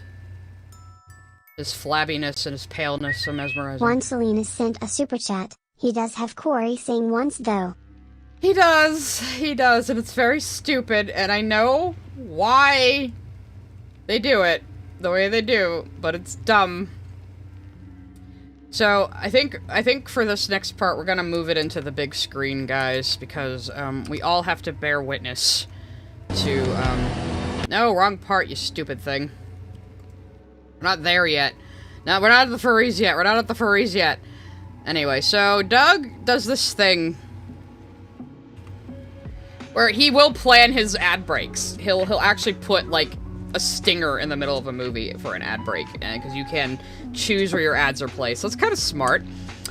But we're all about to experience the honey ad. And no, I'm not gonna speed it up. We're gonna watch the whole fucking thing. This might be more infamous than the review itself. Yeah, here we go. Here's Dana Brains on the wall. Dana_Brains sent a super chat. The honey ad is important to the experience. Yes, it is. So I'm gonna shut up and we're just gonna watch this together, guys. We're all gonna experience this together. We're all gonna hold hands. All right, you guys ready? You have to be strong, okay? Honestly, before I found out about honey, seeing the promo code box at checkout stressed me out. Like, should I be typing something in there? Is there a code? Oh! Just knowing that there could be a discount out there made me worry about overpaying every time I shopped online. Thankfully, now I have honey. It's a free browser extension that scans the internet for coupon codes, then, like magic, he's so not into it. It automatically applies the best one to your cart at checkout. Honey will find you every coupon code, sale, or discount on over 20,000 sites, like Amazon, eBay, Best Buy, GameStop, Newegg, and more. So you might ask, how do I know Honey really works? Well, they've got your back. Not only did Honey test over 1 billion promo codes last year, but it actually applied 185,067,086 working codes to people's orders. Those commas mean it's a big number. Not to mention the subscribers who have already downloaded Honey saved over $83,000. That's ... a lot of real life savings. With Honey, there's literally no stress when you see that promo code box at checkout. Why, just look at the money I saved getting Alita Battle Angel. A movie everyone should see because it's really good and I want sequels. Go buy that after downloading Honey. In fact, use Honey. That's like 2 good things at once. It's good. You can download Honey right away at joinhoney.com/nostalgia. Honey is for everyone because it works for practically anything you buy online. And downloading it is easy. It only takes 2 clicks to install. Look, there's really no reason not to download Honey. In fact, you can celebrate by having real Honey afterwards. But this is better than real Honey. It's free to use and easy to install on your computer in just 2 clicks. You can't do that with real Honey. Why real is it honey so long? Money, and it's food! Stupid food! Never overthink about the promo code box again. Get Honey for free at joinhoney.com/nostalgia. That's joinhoney.com/nostalgia. Thanks again to Honey for sponsoring this video. And I mean the website, not the dirty food. It comes from filthy bees' butts. Go!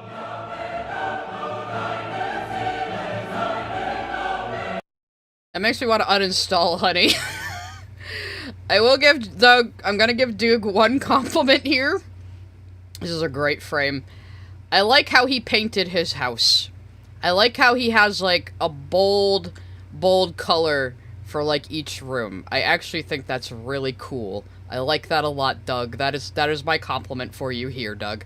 That is my compliment for you here. I hope you like it. Did I leave the movie open in the other... I did. Okay, good. Let's just, I'm gonna get rid of big screen Doug now and bring back little screen Doug. I'll never do that to you guys again, I promise. Yes, that's where the famous GIF comes from, guys! Now you know! Ah, motherfucker, I minimized it again. Anyway, let me get past that, past that nightmare we just watched. It's like a fever dream Pink would have. Anyway. Oh, then he advertises the album. Then he advertises the album to us. That's right, that's right.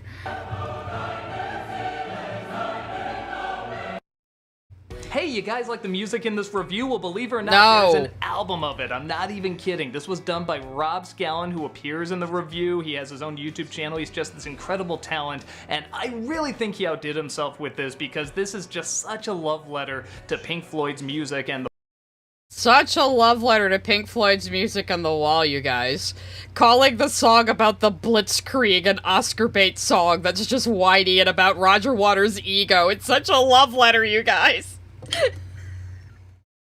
Why?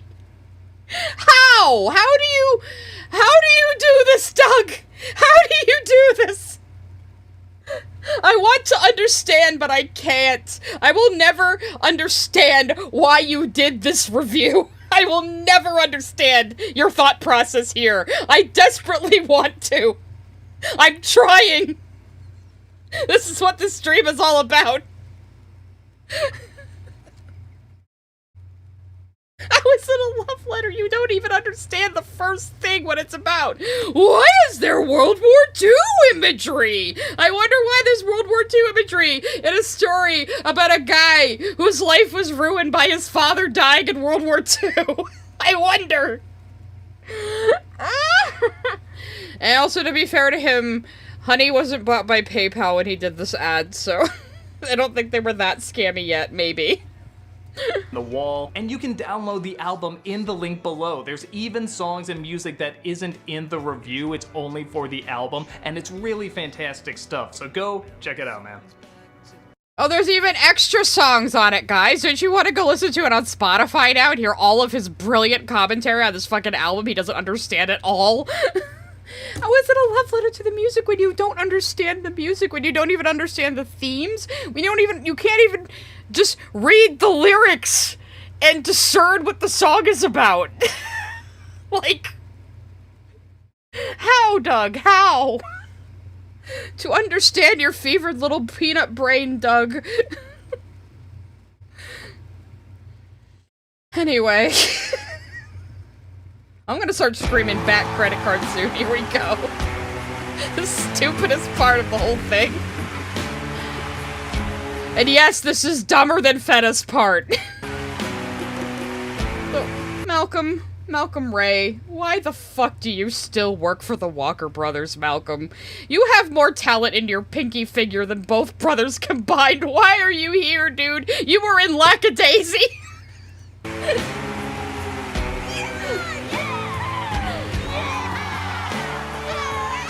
I hope Doug plays Malcolm well.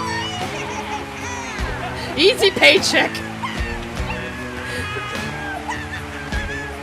And you gotta love how it's like, it's fucking smudged on the side of his head. He must have used a Sharpie or something. Like, you could just look at the side of his bald head, you can see it's smudged.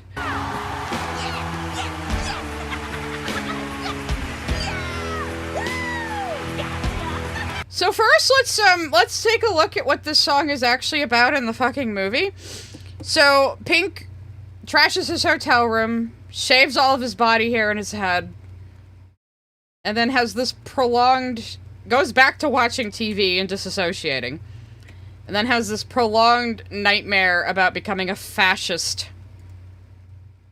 Oh, there's that shot I was talking about earlier, where you see the shot of him in a field, and it's like part World War II, part the field he played in as a kid, and then there's him with the TV and the lamp in his chair, and I think his child self comes up to him at one point here.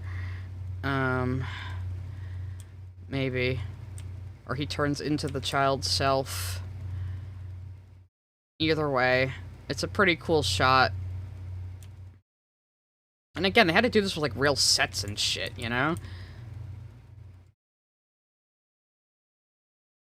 And then his child self meets him in an insane asylum, which I don't know if Pink literally went to an insane asylum, or if this is just another, like, nightmare slash worry slash thought, you know. And there's his young self running in the field, and then I think he did the songs in the wrong fucking order again. So, here we go. Here's his nightmare about becoming the kind of fascist that killed his father. Again, this is not literally happening. This is in his head. But this is like a fear of his, especially with the influence he has over an audience. So you see him getting ripped apart, and then he becomes this Nazi guy. Like, it's, well, it might be a little bit communism, too, because they have, like, a symbol that's hammers. Though I think it's hammers because, he needs to tear down the wall. That might be why it's hammers, you know? I'm just spitballing here. So he goes with his Nazi friends. And there's something following behind him. Some monster. And, so this is, like... This is supposed... I think this is supposed to be him at a concert. This is all in his head right here. But he mixes concerts with World War II imagery, and now he's, like, a fascist. And I just want to highlight how this song starts. Because, again, I think he is... He's, And this is a continuation of the first part of In the Flesh we saw at the beginning. With the riotous fans being compared to World War II soldiers. So, yeah, it starts the same. So you thought you wanted to come to see the show. Is this not what you were expecting to see? So this is, like, kind of the next part of In the Flesh. Feel the warm thrill of confusion, that space cadet glow.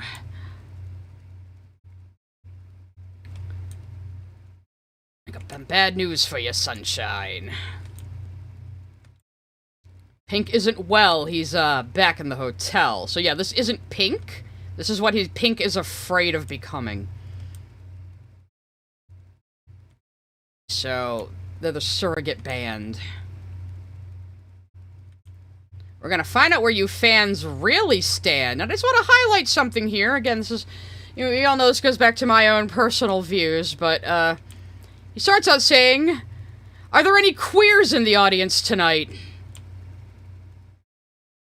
Get him up against the wall." So he's, weeding out all the undesirables, and I just wanted to point out how, and when this came out in 1982, queer was absolutely a slur. So I just wanted to point that out. So as he starts, that one doesn't look good, put him up against the wall. Again, this is what he's afraid of becoming. That one looks Jewish, and that one's a C-word, no, not that one. Put him up against the wall! So, Doug's take on this is this Nazi man that Pink is afraid of becoming. All of his fears, all of his neuroses, all of his thoughts about his life, about his troubles, about World War II have all congealed into this horrifying visage of him becoming a fascist. The kind of fascist that killed his father. So let's see how Doug is gonna translate this song. Yeah, he goes after people smoking weed, too.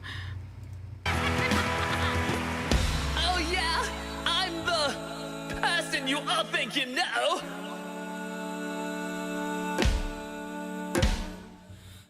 That soaks up your angst and confusion. I'm that nameless foe. I got some weird news for you, sunshine. This was dissing Thatcher's administration. No, it wasn't, Doug. This has nothing to do with Margaret Thatcher. Like, now you know it takes place in England. After making Another Brick of the Wall Part 2 about the American school system. You fucking moron. So he replaces the line, "Pink's not here," or "Pink's not well, he's back in the hotel." He replaces that with, "This was dissing Thatcher's administration," which... No. Doug. No. This is about Pink being afraid of becoming an influential fascist. Because he's turning into such a garbage person. Well, yeah, but, like, this is, like... It's supposed to be a bad thing, having this sort of aggression toward your own fans. It's supposed to be a bad thing. Or if you mean Doug, then yeah, this is a bad thing for Doug. Doug took that and turned it into... I'm this hated figure on the internet that could just be anybody. You can just put anybody here to just hate on mindlessly. Even though it's about Pink's fears of what he might become, not Pink, like, giving people, like, oh, hey, here's any evil figure you can just blame for things. Like, I don't get what he's trying to say here. It seems to go back to, like, the change the channel stuff a little bit, which was a big document / fallout that Channel Awesome had, where most of the contributors left over differences with Doug and the whole Jew Wario business, which a bunch of them already knew about anyway, and then just hid that in the document, but that's besides the point.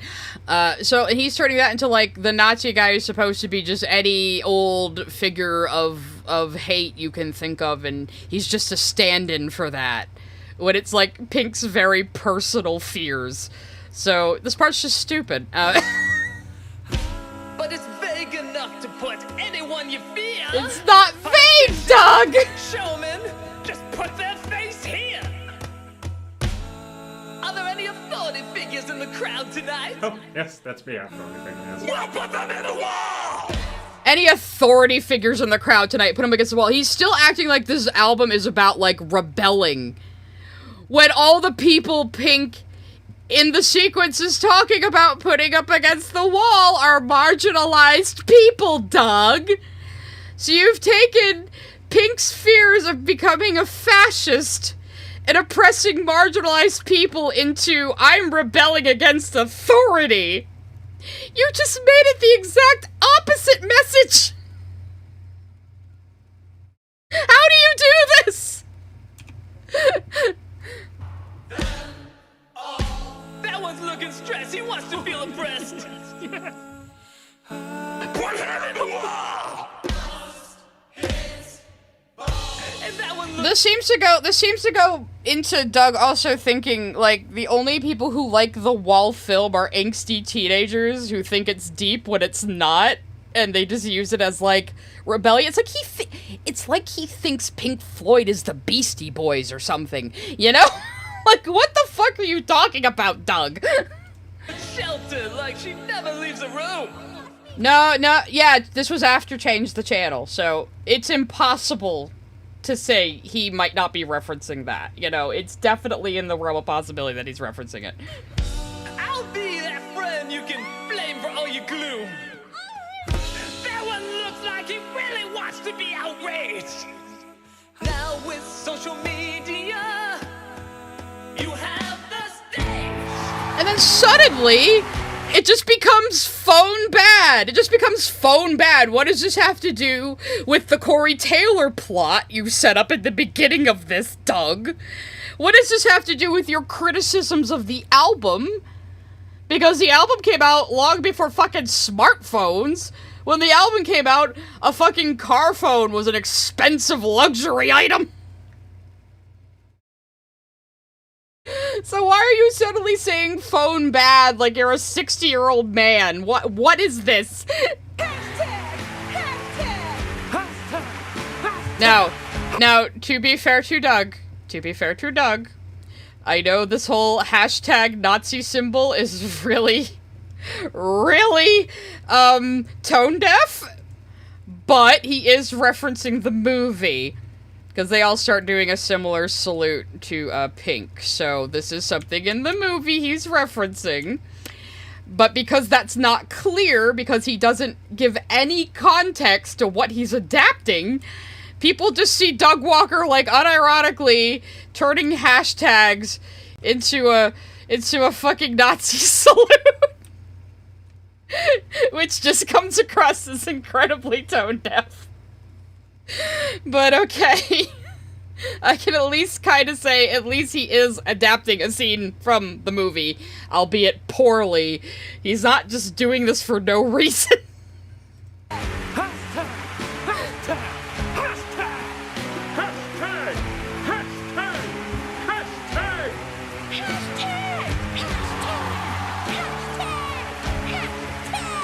This is so fucking stupid.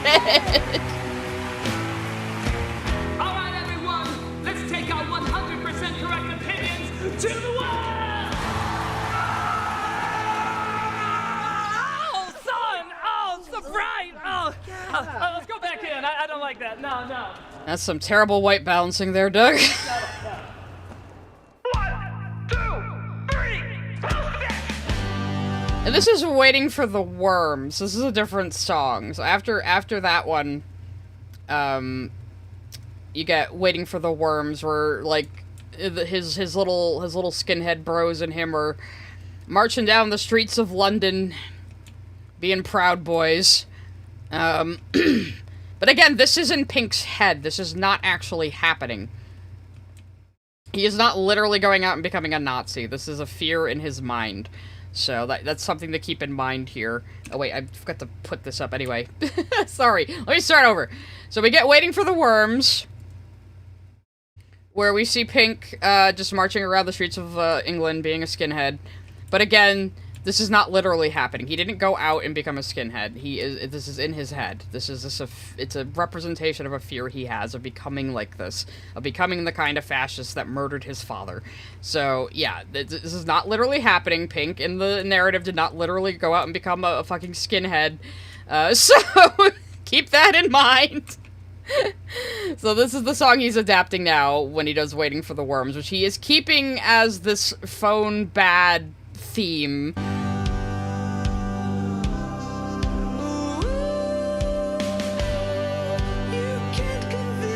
Oh, this is You'd Better Run, you're right. This is You'd Better Run. Atman could on Twitter. And then it's Waiting for the Worms. Again, I'm not really a Floydian, so it's just I'm baffled someone my age could misunderstand this badly. It's us versus them. I don't even know who us or them are. I just want to be angry so I can be. Now it's Waiting for the Worms. I need their attention. Love me or hate me, just look at me more. Whatever side you choose, just don't ever wane. Waiting for the point. I mean, this is not a terrible point about the aggression people have on social media, where they feel entitled to, like, hold other people accountable and scream at them as if they even know them. You know, like that, yeah, that's a point, but why is it a point you're making here, Doug? What does this have to do with the narrative you established? And what does this have to do with criticizing the fucking wall? What? It's like you lost track of what you were even writing when you were making the script. Fear that you're wrong. Just fight on to the end, my friend. All you need to do is fight off something. Don't worry, as long as you don't see me as human, you can hate me all you want. Because remember, this can never happen to you. I'm bad, you're good. The more extreme you can get, the more happy you'll become. Again, this is an actual problem he's talking about, but he's doing it in a very 60-year-old man yells at cloud phone bad way, so it's really not that effective.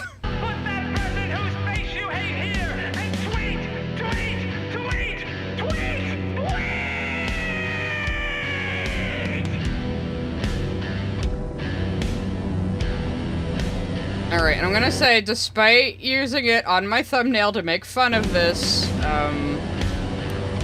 the shot of Lucy here is actually kind of goes hard, I have to say.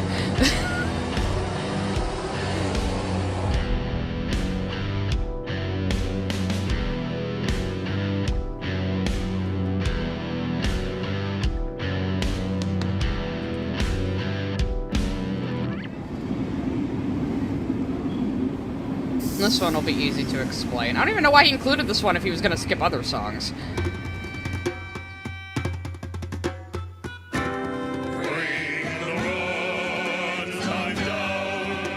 Anyway, so this song he's adapting now. So he did all that, the marching hammers and stuff, that we turned them into fucking smartphones. You have to appreciate a bit more of the animation. Maybe if I could just play a few seconds of it.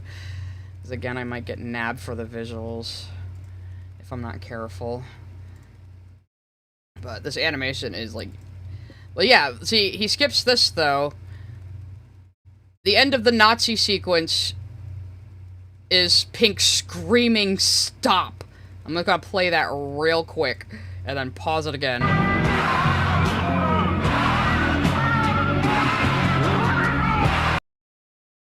on, I just want to save myself. When do you scream, bro? When do you actually scream? Again, I can't play too much of this, or the stream might get taken down, so we have to be very, very careful here.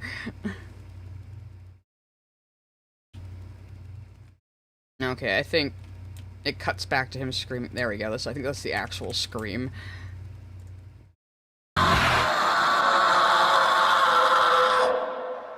So, after the Nazi sequence, he screams "stop" at the top of his lungs, and we see he's just hiding out in a bathroom. That was it. All of that was in his head. All of that was in his head. He's currently in a bathroom writing lyrics. That's what's going on.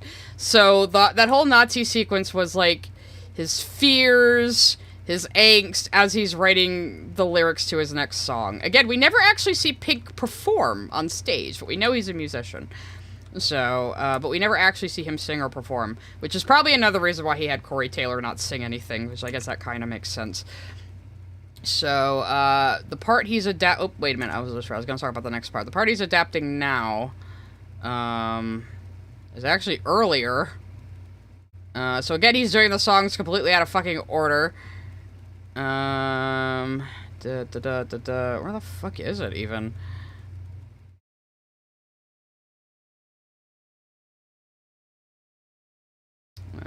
Well, there's the doll laying on the floor that he had earlier. Is it before the trial? Because no, it goes right into the trial after this.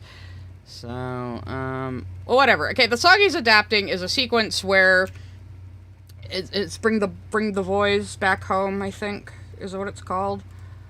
It's not a song I usually listen to, so you know. This is a song this is an album you want to listen to all the way through at least once. But yeah, Bring the Boys Back Home is what he's adapting right now. And that song is just like Pink in a train station, seeing all of these other kids' fathers come home from the war, when of course his is not going to. So it's another just another thing about how his father dying in World War II and growing up without a father in the times that he did was part of what shaped him as a person. You know, that it's important, but he's making fun of it, saying the movie's too damn long now. So maybe let's let supers come through while we listen to this part, because it's pointless. Weak Freak Animation sent a super chat. Midlife crisis hit him so hard while making this. Maybe. He is very old man yells at cloud in Taylor this. Wynn sent a super chat. Being mean to me on Twitter is just like being a fascist. Mm-hmm. But again, he's stills from the sequence, but it's about other fathers coming home from war. I keep thinking it's SU Pink, so in my head I keep thinking it's Pink's adventures before the main show. Yay, trauma Yeah. arc who will also tuber tax. She had a bit of a Nazi arc, yeah. Sent a super chat. He seriously made a bad credit card song? Did he? Did he? Sabine Brown sent a super chat. Hate great best villain, hate great best villain. Hate great best villain? Okay. Cardian Joker sent a super chat. Give Doug some credit. At least he didn't say number sign instead of hashtag to make the scene dumber. Yeah. Cardian Joker sent a super chat. Part of me kinda finds it funny he's complaining about blue skies on Twitter. Before the Twitter transition into X and before blue sky existed. He could have tied it into the hashtag thing, no! Scooney sent a super chat. Doug coined the term big-lipped alligator moment with Lindsay Ellis in his Fern Gully review, which describes a random tangent in a film that shows up and is never referenced again. I think this Twitter sequence qualifies. Yeah, actually, it does. It is a big-lipped alligator moment. Actually, I remember that. I watched the Fern Gully review when it came out. They really tried hard to make that a thing, and no. Bylonic sent a super chat. One thing I will agree with 100% on with Doug on is that I also hate that cartoon of the same name. Oh yeah, Doug has a running gag about being traumatized by the show Doug and being called Doug Funny when he was growing up, which I'm sure happened, but he seems to have a good sense of humor about it. So now, like, I can't tell if Corey Taylor's supposed to be Pink. It's just him thinking about the Wall movie, I guess, now is the plot. I knew I was gonna hardly get any work done. So, Corey, your analysis of Pink Floyd The Wall has led you here. Do you now understand the deeper meaning of... Uh-oh, guys, Do you here it understand the comes. deeper meaning of what it has to say, or... Here it comes. Or is it just a misguided ego trip in this... In what universe is the movie an ego trip? Pink is a broken, terrible person. We see him at the absolute worst points of his life. Being abusive, being a violent maniac, worrying that he's gonna become a fascist. Like, how is it an ego trip to show a character this broken and this down and this ugly? Like, I don't get it, Doug. Did you even fucking rewatch the movie before making this review? Like, did you? self-indulgent world that we all live in? Pardon. Who is it? Hello there, Critic. It's Sullivan Croft. Was that all? Hello, Critic. It is I, the furry. City guy? Yes, actually, So I still have no idea how Doug got this guy involved. As far as I know, Satellite City isn't associated with Channel Awesome. So for whatever reason, Doug wanted to do a collab with Fennah. I don't know how they met. I don't know how Doug knew of him. I have no fucking idea. I would love to know. But for whatever reason, he wanted to do a collab. And Doug does this thing that's really frustrating, where he really wants to do a joke or a bit or a skit, but he doesn't have anywhere to put it, so he just puts it in a random review. Like, he had audio of Maurice LaMarche and Rob Paulson being Pinky in the Brain and swearing at each other and being dumb like that, right? And he had, like, nowhere to put it, I guess, because he randomly tied it into, like, some random review on The Purge or something. So it's like he has these ideas for crossovers, but he has no appropriate place to do them and just sticks them random. So he just went, I want to do a crossover with Satellite City. I know. I'll have him animate the trial part of my Wall review. You know, that's as far as his logic went. That's what I think happened here. So, there you go. And just keep in mind, Fennah is responsible for the lyrics for the trial in this. So it's his fault. And he doesn't understand it either! is Lucy Lacemaker there? Is she there? Because I was, it's just a thing. Oh yeah, I never fucking heard of this guy before this. So many people who never heard of this guy. Doug gives very little context for who the fuck he even is. People who watch Channel Awesome regularly probably had no idea who he is either. So everybody was confused by this. If he had just given him a little bit more introduction, a little bit more context, a little bit more reason to be here, maybe it could have worked. But as it stands, it did not. Fuck up. What do you mean is she there? She's a made-up character. I mean, you're not exactly giving creation all of its credit. It's not like you just shit out the Horcrux that Voldemort never meant to make. This guy is a little egotistical, but I do think he has talent, so I'll give him that. And that's it, you know, there's a little more to it than that. When you make a character that looks real and feels real, well...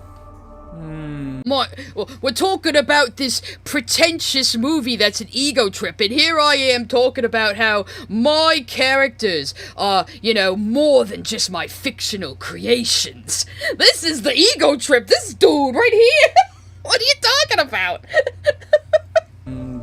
The line tends to blur, you know. If you see it, just don't say anything. My creations are so deep, Doug Walker. Oh, that's that weird creature I've seen looming around. Yes. Okay, we're gonna have a little break before we go into the Fennah portion of the video. This is a perfect still to leave Doug on. And I might just stick it in the big view again, because I'm not getting any work done. I'll let some supers go through, then I'm gonna take my break to feed my pets. I might get a snack myself. Oh. Cardian Joker sent a super chat. Ego trip? Clearly he's never seen Dexter's Laboratory ego trip or even to boldly flee. Tongue. Yeah, totally freeze an Sent a ego super shrimp. chat. Doug typed in weird animator and picked one blind. I don't know, because somebody told me he bought Fennah's book. He might be a fan. Which, I have Queen questions. Rotunda sent a super chat. In 2019, Kivawakians were extremely self-centered alien creatures and Fennah wrote the lyrics from their perspectives, hence the bizarre focus on wanting the symbolic monsters to be main characters. That's the thing, though. Nobody knows who your characters are, bro. So it's turned from criticizing The Wall to doing a parody of The Wall with your characters in it. But from what he said to the EFAP guys, it sounds like he didn't know what the rest of the review was. Doug just said, write parody lyrics for this, and he did. You know, from the perspective of his characters, because Doug had asked him to use his characters, or at least animate something. I don't know if they agreed to use his characters or what. Or if Doug said, can you just animate something for this? And he said, okay, I'll use my characters to promote them. I don't know what the fucking logic was here. Whatever it was, it didn't work. You know, it just didn't work. John Williams sent a super chat. In the BTS of the animator, he explained how much he liked The Wall. He understands it. It doesn't sound like he does from what he says here. If he's saying, oh, the weird monsters needed more time on screen, well, they represent people who are in the movie. They're the same characters.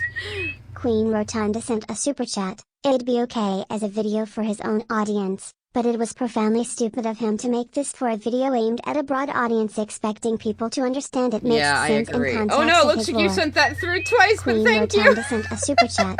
It'd be okay as a video for his own audience, but it was profoundly stupid of him to make this for a video aimed at a broad audience expecting people to understand it makes sense in context Sorry of you his lore. sent that twice. If I can find a way to refund it, I will. But, all right, I'm gonna take my break real quick. I'll leave you guys some music, and then I'll probably just put this next part on the big screen because we have to experience this together, guys, and I have to give you context because there's so many layers of stupid we're about to see.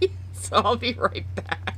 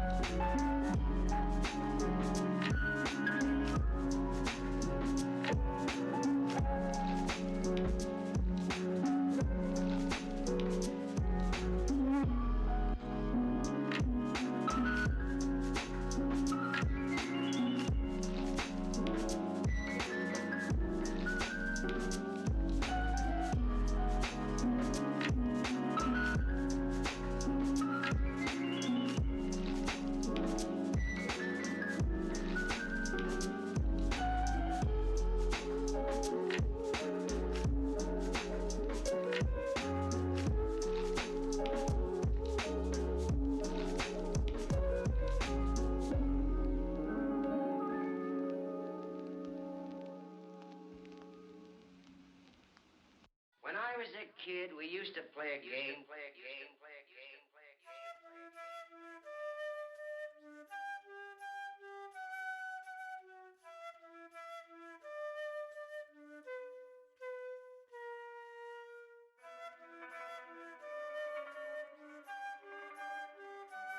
I think you know the rules of our game.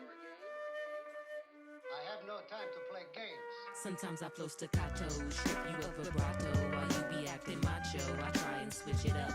I see the games you play and the traps you lay. Not meant to fall in, but I let you play them anyway.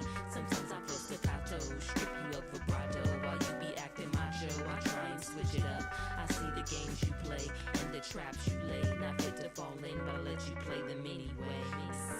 the clock tick, watch the leaves on the plant flick from the fan above the room and I lit.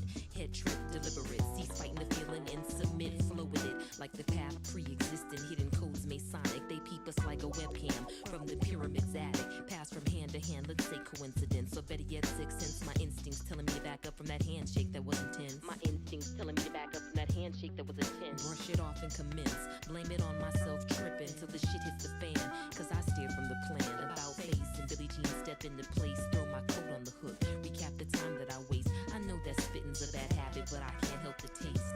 Still searching for the clues as it becomes a cold case. Procrastinator till I think to remove the sheet from your face, reveal the naysayer. Sometimes I flow staccato, strip you of vibrato while you be acting macho. I try and switch it up. I see the games you play and the traps you lay. Not meant to fall in, but I let you play them anyway. Sometimes I flow staccato, strip you of vibrato while you be acting macho. I try and switch it up. I see the games you play and the traps you lay. Not meant to fall in, but I let you play them anyway.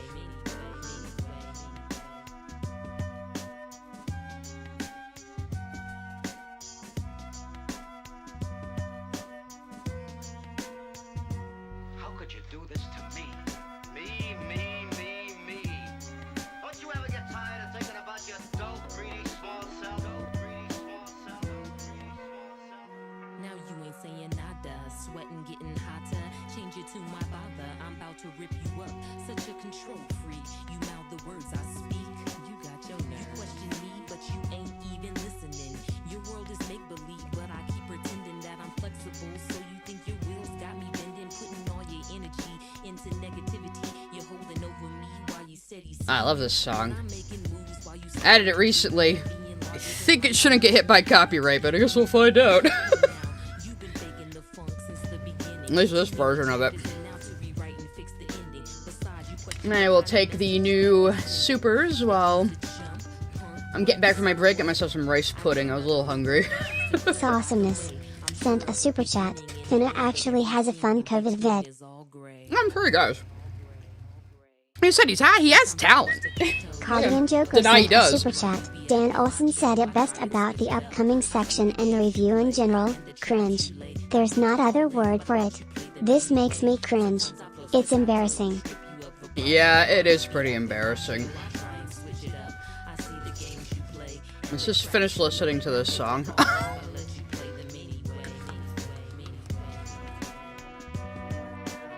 Having a nice little bop break.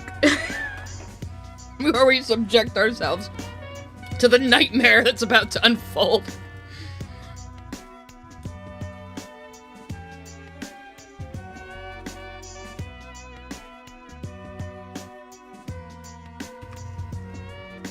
I'll put Doug on the big screen. We gotta get all up in this, guys. We gotta get all up in this. This is barely an art stream. I knew this would happen, though. Now, where'd my chat go? No, friends, Ferdinand, I don't have time for you. Let me just reload the chat. Everybody start talking.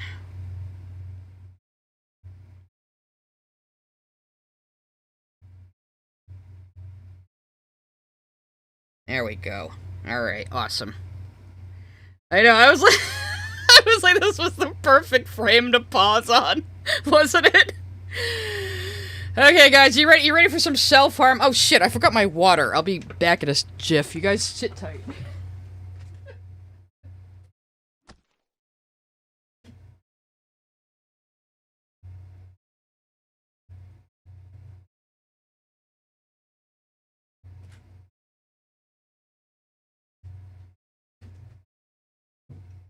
Okay, here I am. I left my fucking water out in the kitchen. I'm gonna need it. I need to stay hydrated for this. A bat credit card. Actually, let's before we subject ourselves to this, let's just bat credit card. Meanwhile, the Batman who men bow to her every will. And as you sadly might have guessed, they gave him a bat credit card? They had the balls to give one of the greatest superheroes of all time a bat credit card? No! No! Does not compute! Does not compute! Does not compute! I can't sign! I apologize for that outrage. It was childish and immature. I just get a little peeved when I see one of my childhood icons carrying a bad credit card, you bastards! I'll kill you! I'll kill all of you! All of you! I like the next cut. 1 hour later. Right childhood, will you? You'll all die! You will all die! I like that one because it's just like he's calm and then he just immediately starts raving again. He can be funny. He can be funny when he has good timing. You know, that's the frustrating part. Anyway, back to modern Doog. Alright guys, we gotta rip off this band-aid. We can't delay any longer. And when I heard you were reviewing the much-to-be-desired wall, I figured I'd throw my own tuppence. Style over substance, showcasing a bunch of weird creatures and worlds. Not a drop of intellectual development. All paint, no ink. All pen, no ink, not a drop of intellectual development. Oh wait, I think I have the animated portions over here. Not a drop of development, except, you know, they all represent people we've seen in the fucking movie. Like, the wife. Remember, we went over this? Queen Rotunda sent a super chat. Agreeing to animate a section of this review is the peak of bad decisions one can make in their early 20s. Yeah. Is that how old he was? Yeah. Not an ounce of intellectual development, except, you know, this monster represents the ex-wife. You know? Let me turn on the subtitles on the actual movie, because we're going to go over the trial soon. You are a weird creature. I thought you'd be all over this. Music is one. See? That's the wife. That monster represents the wife. Let's just go over this real quick. And you cannot reach me now, because he's behind the wall. He's completely behind the wall now, guys. In reality, he's on a bathroom floor, but... Have I been guilty all this time is the line that precedes the trial. Let me just play that real quick and then pause it before I get nuked.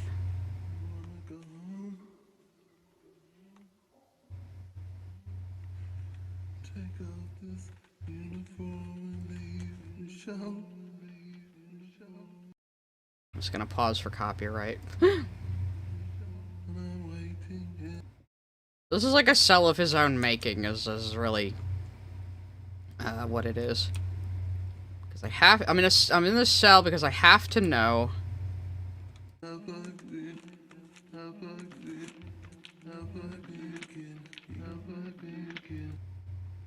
He's sitting in the cell because he has to know, have I been guilty all this time?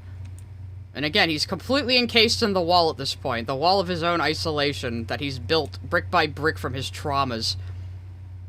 Somebody opens the bathroom door and whoop! Error starts the trial. Here's Pink in his wall. Putting himself on trial in his own mind. And this is like the fully animated portion. There's the judge, who's just he's literally a giant asshole. That's what the judge is. And the stage is built of flesh and bone. As the judge takes to the stage.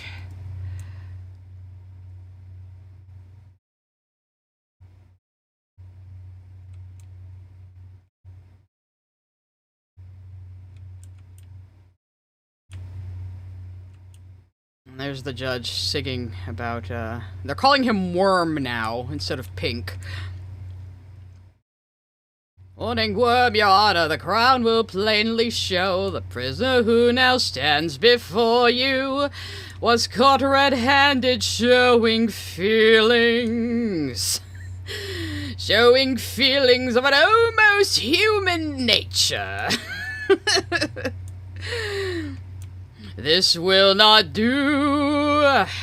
Call the schoolmaster. So the first quote-unquote monster we see is a representation of the schoolmaster, who is one of the people that caused him to build the wall. And here he is grinding the children into a meat grinder in case you still thought it was a fucking concentration camp, Doug! You fucking moron!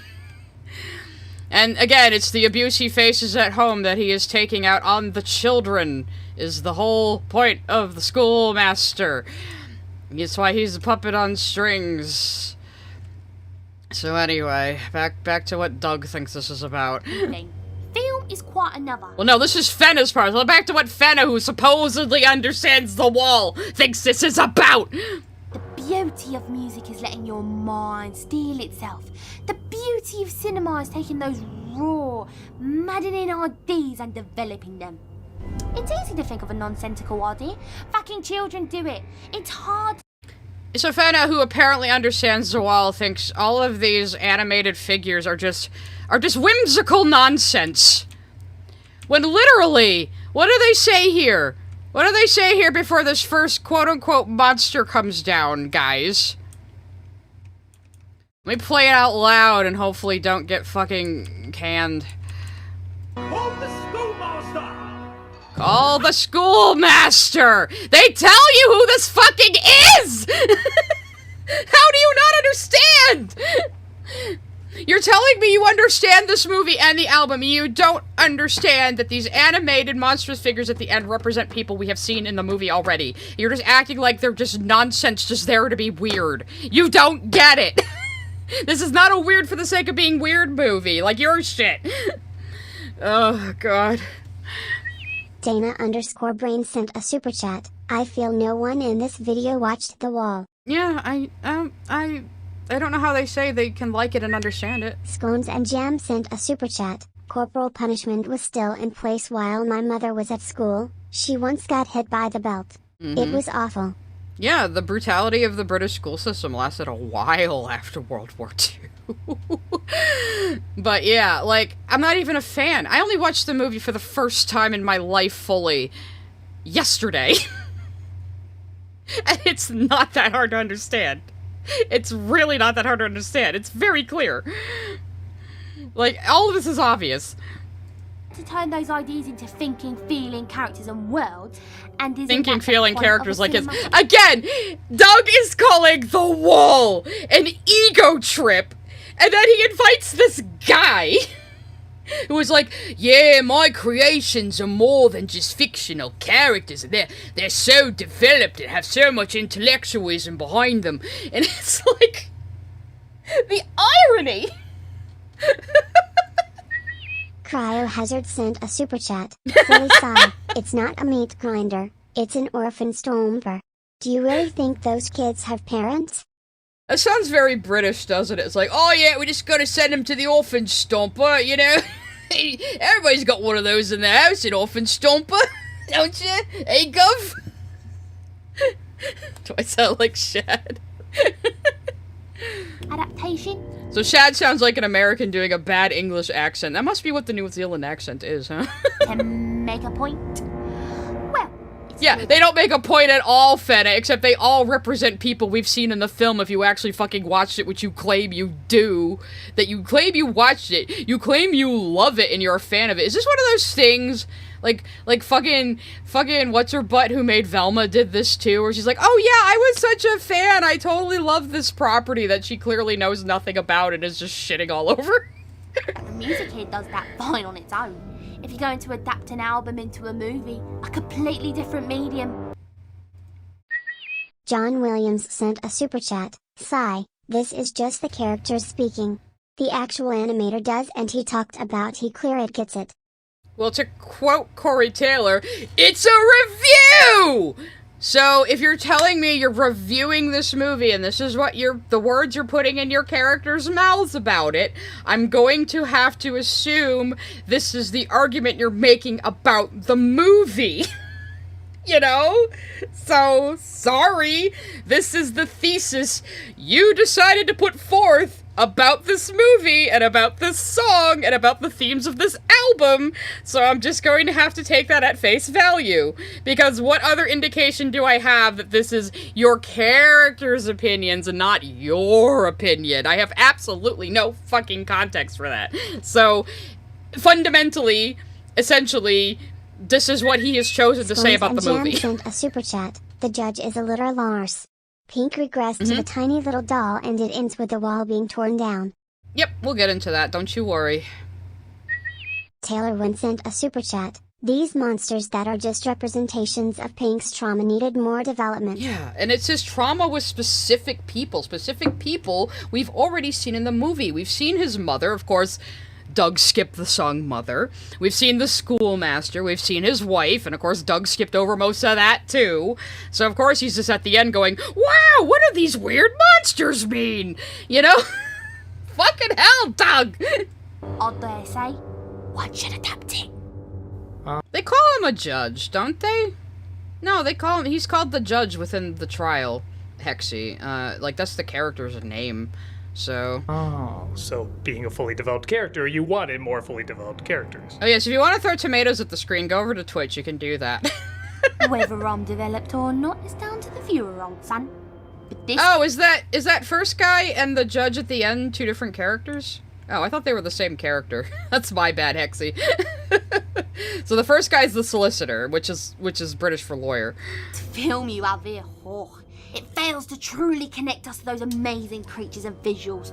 A wall does... It fails to connect us to those amazing creatures, as she's showing the schoolmaster, who we met earlier in the movie, and was the main antagonist in Another Brick of the Wall Part 2.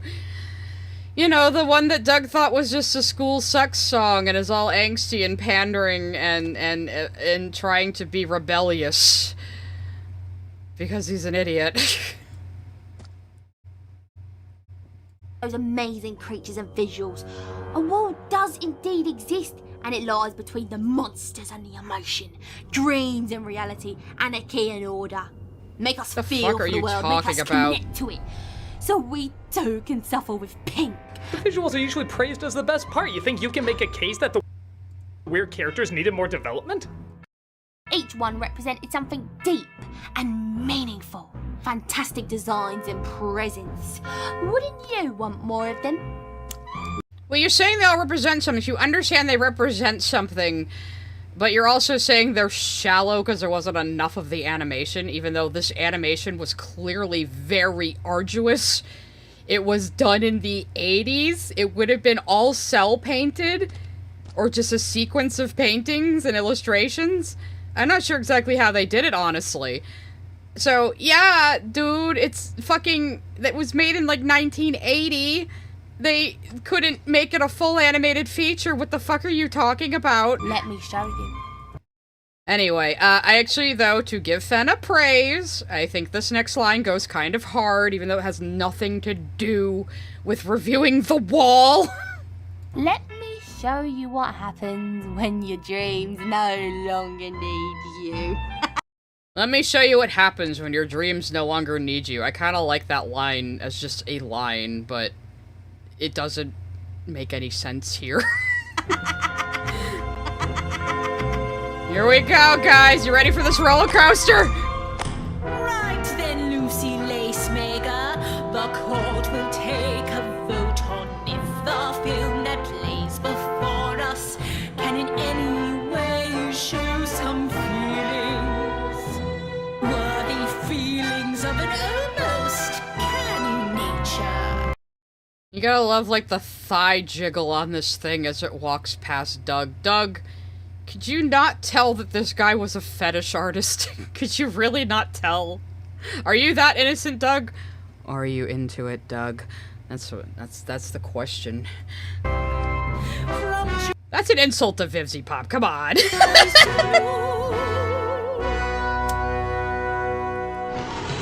I always said I liked how well made kitty. I will not suffer shitty. Those that bring forth naught but pity for their lack of wit and mind.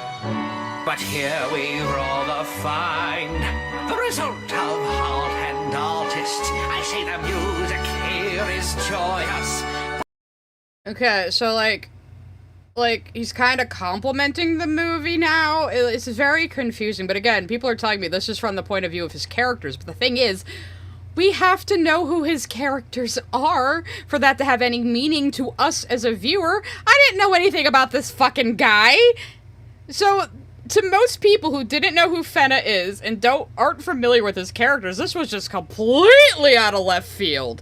Like, how are we supposed to understand the meaning here if you have absolutely zero context? And here he is complaining about the monsters, quote-unquote, in the wall having no intellectual development and not being deep enough, when, like, how the fuck are we supposed to take anything away from your goddamn characters if we don't even know who they are? You know, you're telling me nothing. You're communicating to me nothing. This is why people think this is weird and just don't know what else to say about it, but it's weird because there is nothing to grasp on here if you have no pre-knowledge of these characters or their creator. You know? At least the quote-unquote monsters in the movie represented characters we had seen in the film already. But with that, we have to say...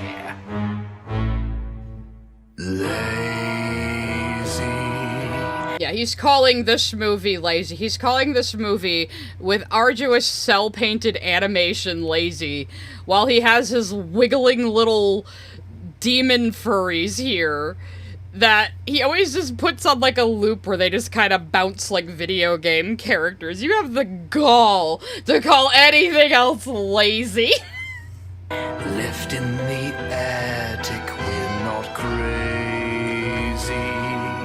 And that's like one of the best lines of the fucking song that they're adapting poorly here. I can just buzz through the movie. So the Schoolmaster's the first one, and then we get crazy. Toys in the attic, I am crazy. Truly gone fishing. So this is his mental fucking breakdown.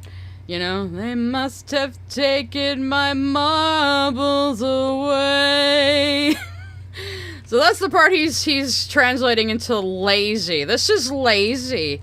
Guys, this is lazy. Just look at this. This is so lazy. This was probably drawn on fucking paper, frame by frame, but it's lazy. According to Fennah, this is lazy. Like, fucking dude, bro. Who do you think you are? Like... Who the fuck do you think you are? And then he fucks up the next part. Well, let's hear Fennah's version first. Constantly dreaming. Or just wish they'd give us some more time to live. I think when Deadwing watched this, he said, yeah, I saw this on a Radiant GPU box in, like, 2005. And I know exactly what he's talking about. Constantly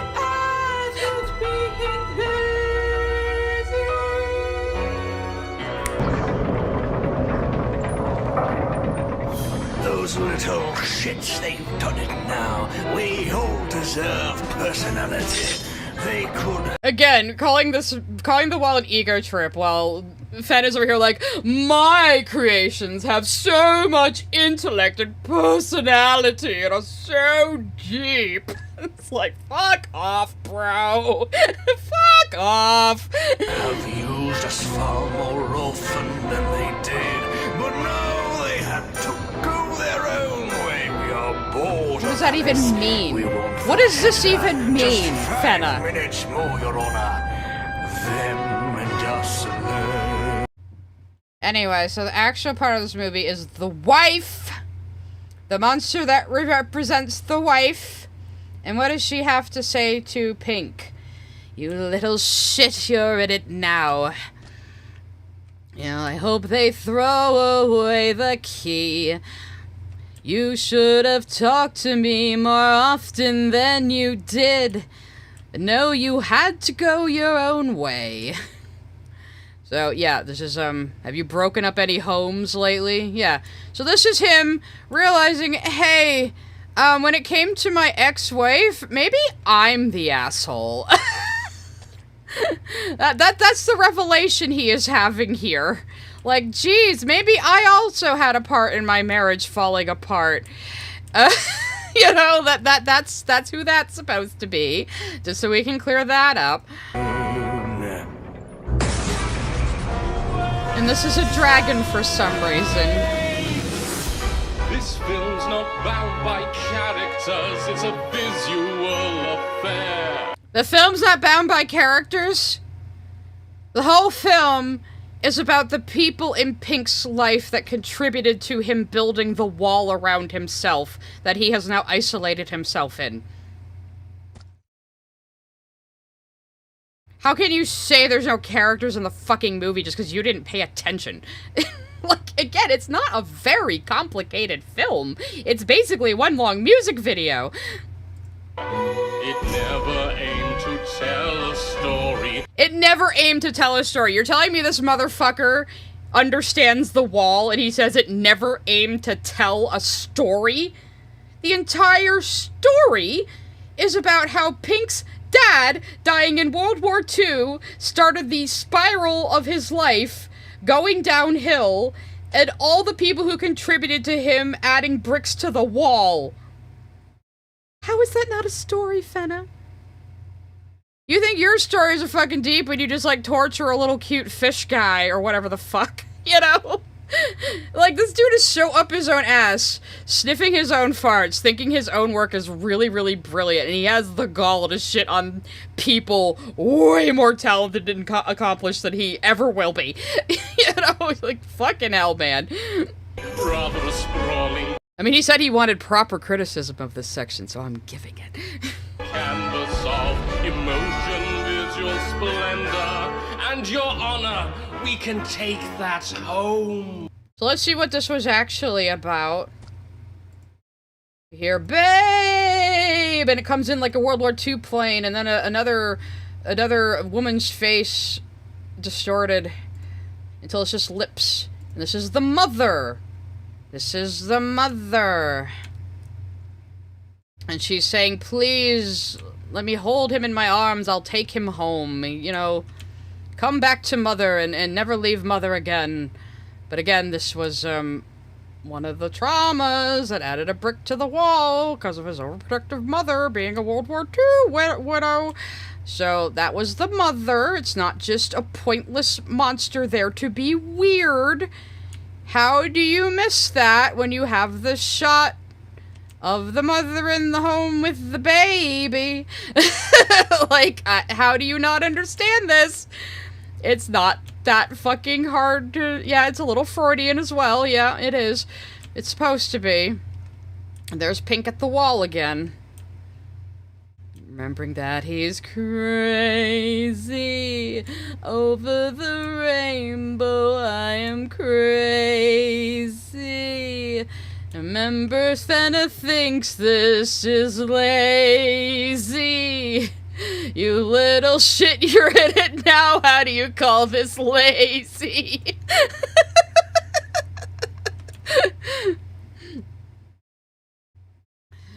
Lazy. He calls this lazy.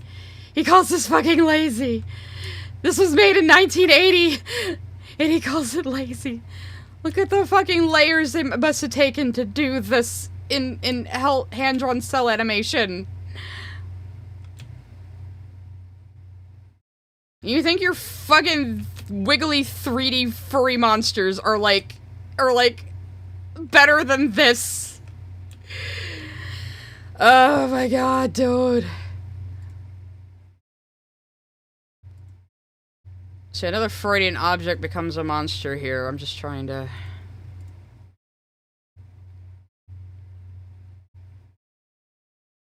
not get copywritten. So yeah, Fennah, your animations is definitely superior to this, and you have any room to fucking talk. There's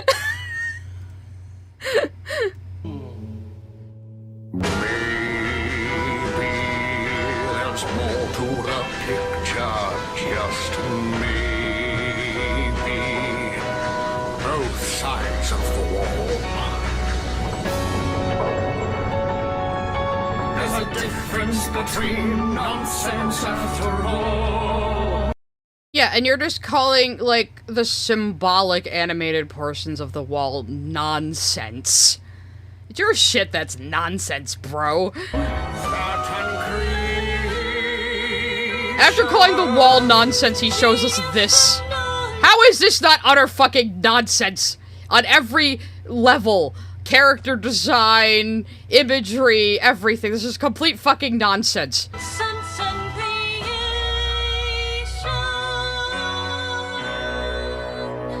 Oh boy, you really had an auto-tuner there on that last note, huh? And now Lucy's the judge for some reason. Even though in certain shots she was the wife monster, now she's the judge because we just have no narrative here. The court is incontrovertible. There's no need for the judge. These are just Fennah's OCs. I don't know if this is what Doug intended when he told him to animate a version of the trial, but he just used his own OCs. And then acts like they're so brilliant and cool and deep, and then calls this movie, like, shallow and lazy. To retire. In all my years of judging, I have never seen before a film so deserving of both love and wanting more. The way it makes you tougher, makes you think and feel but suffer. Okay, first of all, I want to say, the beginning of this movie, Doug was acting like the movie is like just an angst fest that only teenagers could like. He even said grown-ups couldn't take it seriously, and now here's Lucy Loosemaker on the Fennah side saying, oh, it deserves love, but wanting more from it. And then here comes this next part I need to talk about. Fills me with an urge to decapitate. Okay, so the actual lyric is, it fills me with an urge to defecate! Which is fitting since the judge is a giant asshole. You know. So why did Fennah replace that with decapitate? Is it because he's just an edgy boy and it's a similar word? No, it's because the creatures that Lucy Loosemaker are reproduce via decapitation somehow. Yes, they reproduce by decapitating their mate and arranging the body in a degrading manner, and that somehow makes a new being. So that's why she said, fills me with an urge to decapitate. So does that mean she's fucking horny right now? Like, Fennah, can you elucidate for me if that means she is fucking horny right now for this movie, that she just wants to decapitate something as a way, the way your edgy furries fuck. Like, I learned that from the Deadwing Dork stream. You should also check that out. It's called the Yiffy Furry World of Satellite City. Let's get some supers in before we finish this. Taylor Wynn sent a super chat. Like that Twitch commenter said, this review is like having Daredevil review a Jackson Pollock painting. How do you mistranslate art this badly? Right. Jer Bear sent a super chat. What in the Vivzy Pop is that? I said this before, that's an insult to Vivzy Pop. Come on, she's not that bad. Scones and Jam sent a super chat. Comfortably Numb always leaves me with a haunted feeling.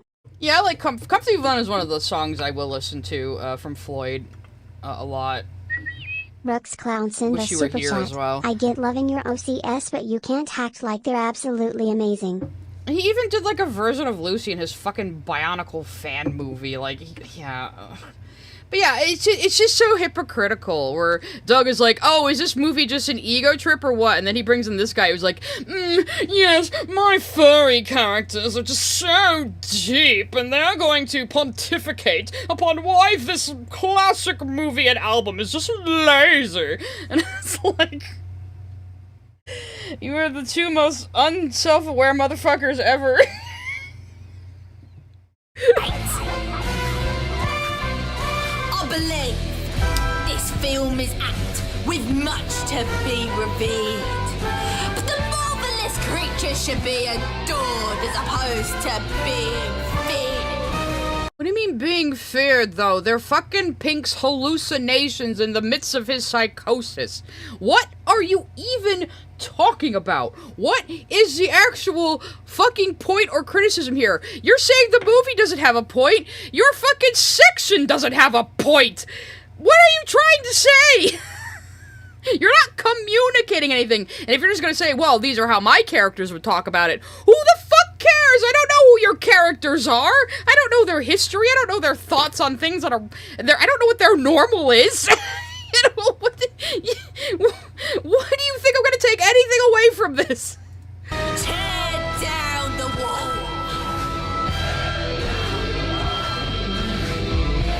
So, Fennah turned this into, like, the wall between fiction and reality, which, how does that thematically tie back into Corey Taylor being into the wall when he was a kid, and Doug getting mean hashtags about him on Twitter?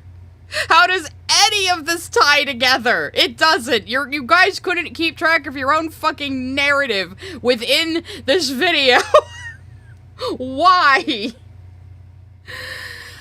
Oh, fucking hell.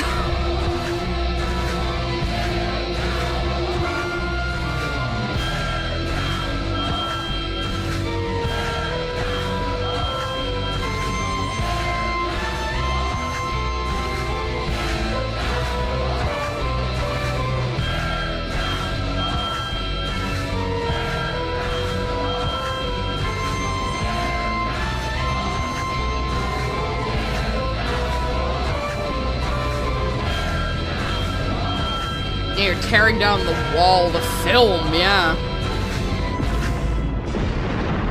And then he does this, like, fucking, like, stock effect of a wall being broken. It doesn't even look like the wall from the movie. And how was that even supposed to tie back into the Lucy Loosemaker hallucination you just had? Did you just seize on the floor for a couple of seconds talking to Corey Taylor, hallucinating Fennah's, like, furry fetish monsters? Anyway. Yeah, so here back in the actual movie, your exquisite wife and mother. Yeah, so... him realizing maybe he's the asshole. The way you made them suffer, your exquisite wife and mother, fills me with an urge to defecate! And the judge is about to shit on him. Shit all over him unless he breaks down this wall. You know? And then, at the end, we hear Pink scream and the wall starts exploding. Go on, hurry before I get copyright struck. Let me pause.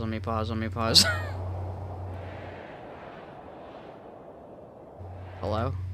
It takes a while.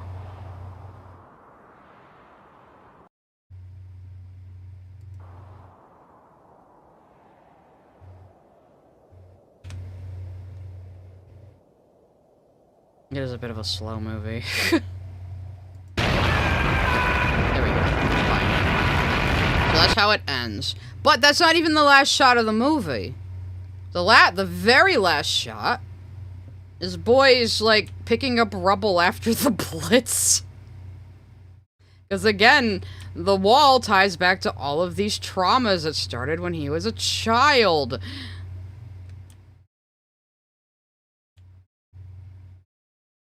So, yeah, and then at the very, very end, a boy, I don't know if it's young Pink or not. It kind of looks like him, but it might not be. Whoever this young boy is, he, at the very end, he finds a Molotov cocktail and takes out the rag, kind of tries to figure out what the hell it is, and then he pours out the bottle. And I think this is supposed to be, like, a positive ending, you know, like his inner child is starting to heal or something. I don't know. You can decide what the fuck you think it means yourself, but, so let's hear the rest of this. Hey! I agree, Corey.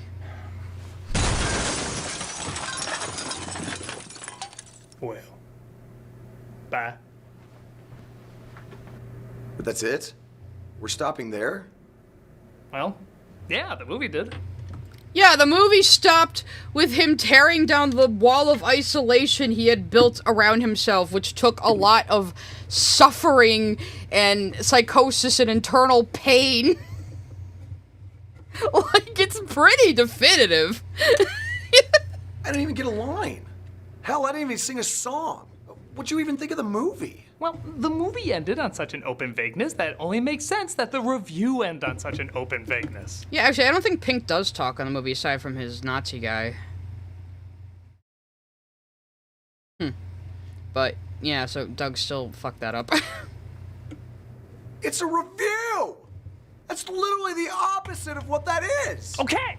I liked it fine. Yeah, me too. A little full of itself, but good music and imagination. Fair enough.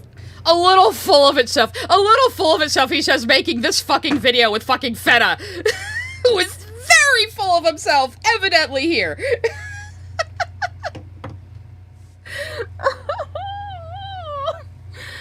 Anyway, here's the last part that confuses everybody. So now what? Well, since you got me, figure I could sing you one of my biggest hits. You mean? Oh, yeah. Oh, who lives in a pineapple under the sea? SpongeBob SquarePants! Orange and yellow and porous is he. SpongeBob SquarePants! Ethical nonsense be something you wish. SpongeBob SquarePants! And jump on the deck and flop like a fish. SpongeBob SquarePants! SpongeBob SquarePants! SpongeBob SquarePants! SpongeBob SquarePants! SpongeBob SquarePants!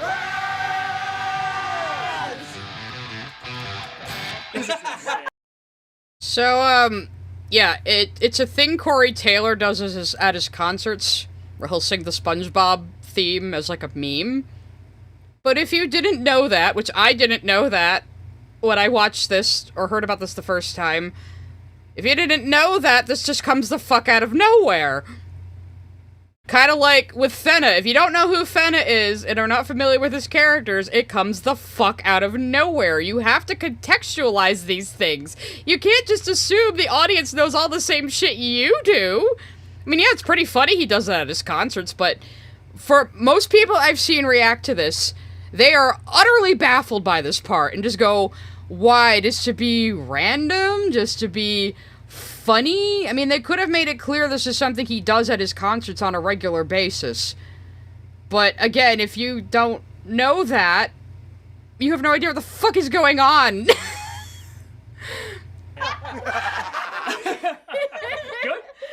I mean, it's not gonna top that.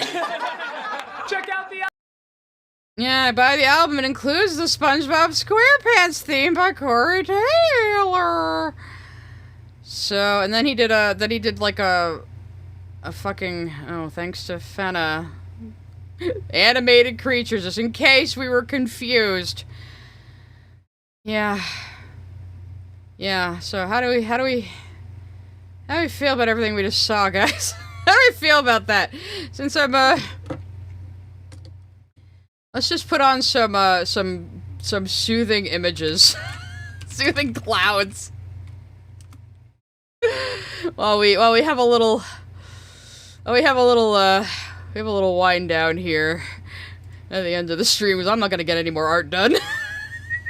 Taylor Wynn sent a super chat, greater than reproduced by deculpation, so these are Fennah's guru fetish characters? Yes.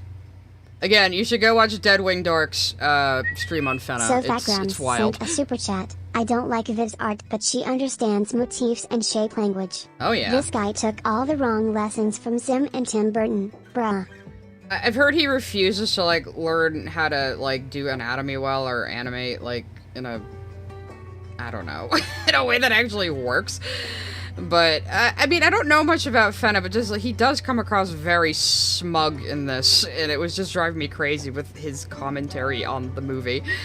Scones and Jam sent a super chat. I wasn't by for waiting for the worms, but as someone who had family living through Thatcherite Britain, I don't know how someone could miss the point. Yeah, I guess, I mean, he did have that line, it's just dissing Thatcher's administration, but I don't think it's that prominent. It's more about Pink being afraid he's going to become that kind of person, you know? That's really more of the point of it. Queen Rotunda sent a super chat. It's so surreal watching his old stuff, because these characters are completely unidentifiable nowadays compared to how they were written in the past. Oh, the Fennah characters? Jessiel sent a super chat. Well, that was something. Watch this stream, Tats. Thanks, Sai. Looking forward to Friday. Yes, Friday I'm going to be premiering a video cut from my first The Helliverse, the Vizipop Hate Them Is Cringe stream, so you guys can look forward to that. I might put up the VOD 24 hours before it goes up. I was thinking of doing it tonight, but maybe I'll wait. I beat Okami yesterday, so, was it yesterday? I think so. So, I'm done with gaming streams right now, but I will have you guys vote on a new game stream soon. I have 2 games I want to pit against each other that people are very excited to see me play and that I'm excited to replay. So we'll see which one comes first. Yeah, I don't usually premiere videos, but I'm kind of proud of the editing I did with this one, because you remember that first stream was in 240p. It also recorded in 240p, so I had to do a lot of work around to make it usable. So, I hope you guys enjoy what I did. It's not that long. It's like 25 minutes, but I hope you guys will enjoy it. And people could be in the live chat reacting to it. It'll be fun, you know. Oh, I have my mouse over the frickin' music. You guys can't see what it is.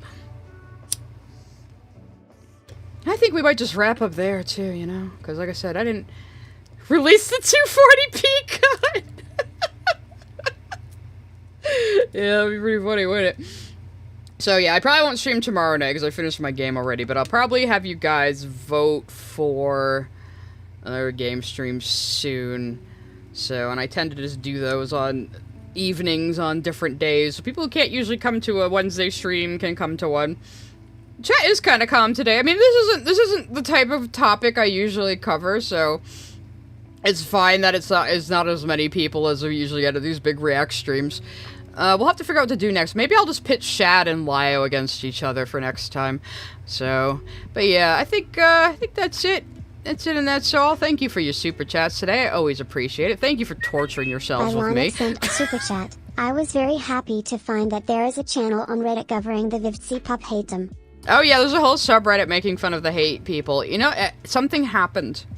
Something happened after the Homestuck announcement. There's been a little shift. And people are now kind of looking at this again and saying, why do people hate this woman so much who keeps, like, succeeding by every metric? Why are people so mad at her again? You know, and people are starting to realize, oh, maybe this was bullshit and misogyny all along. Oh. So, perfect timing for me, too. Anyway, so I will catch you guys Friday. I'll be premiering that video in the evenings. People can enjoy it on a Friday night. And I'll be in the chat, of course. So I will see you guys then. Talk to you later.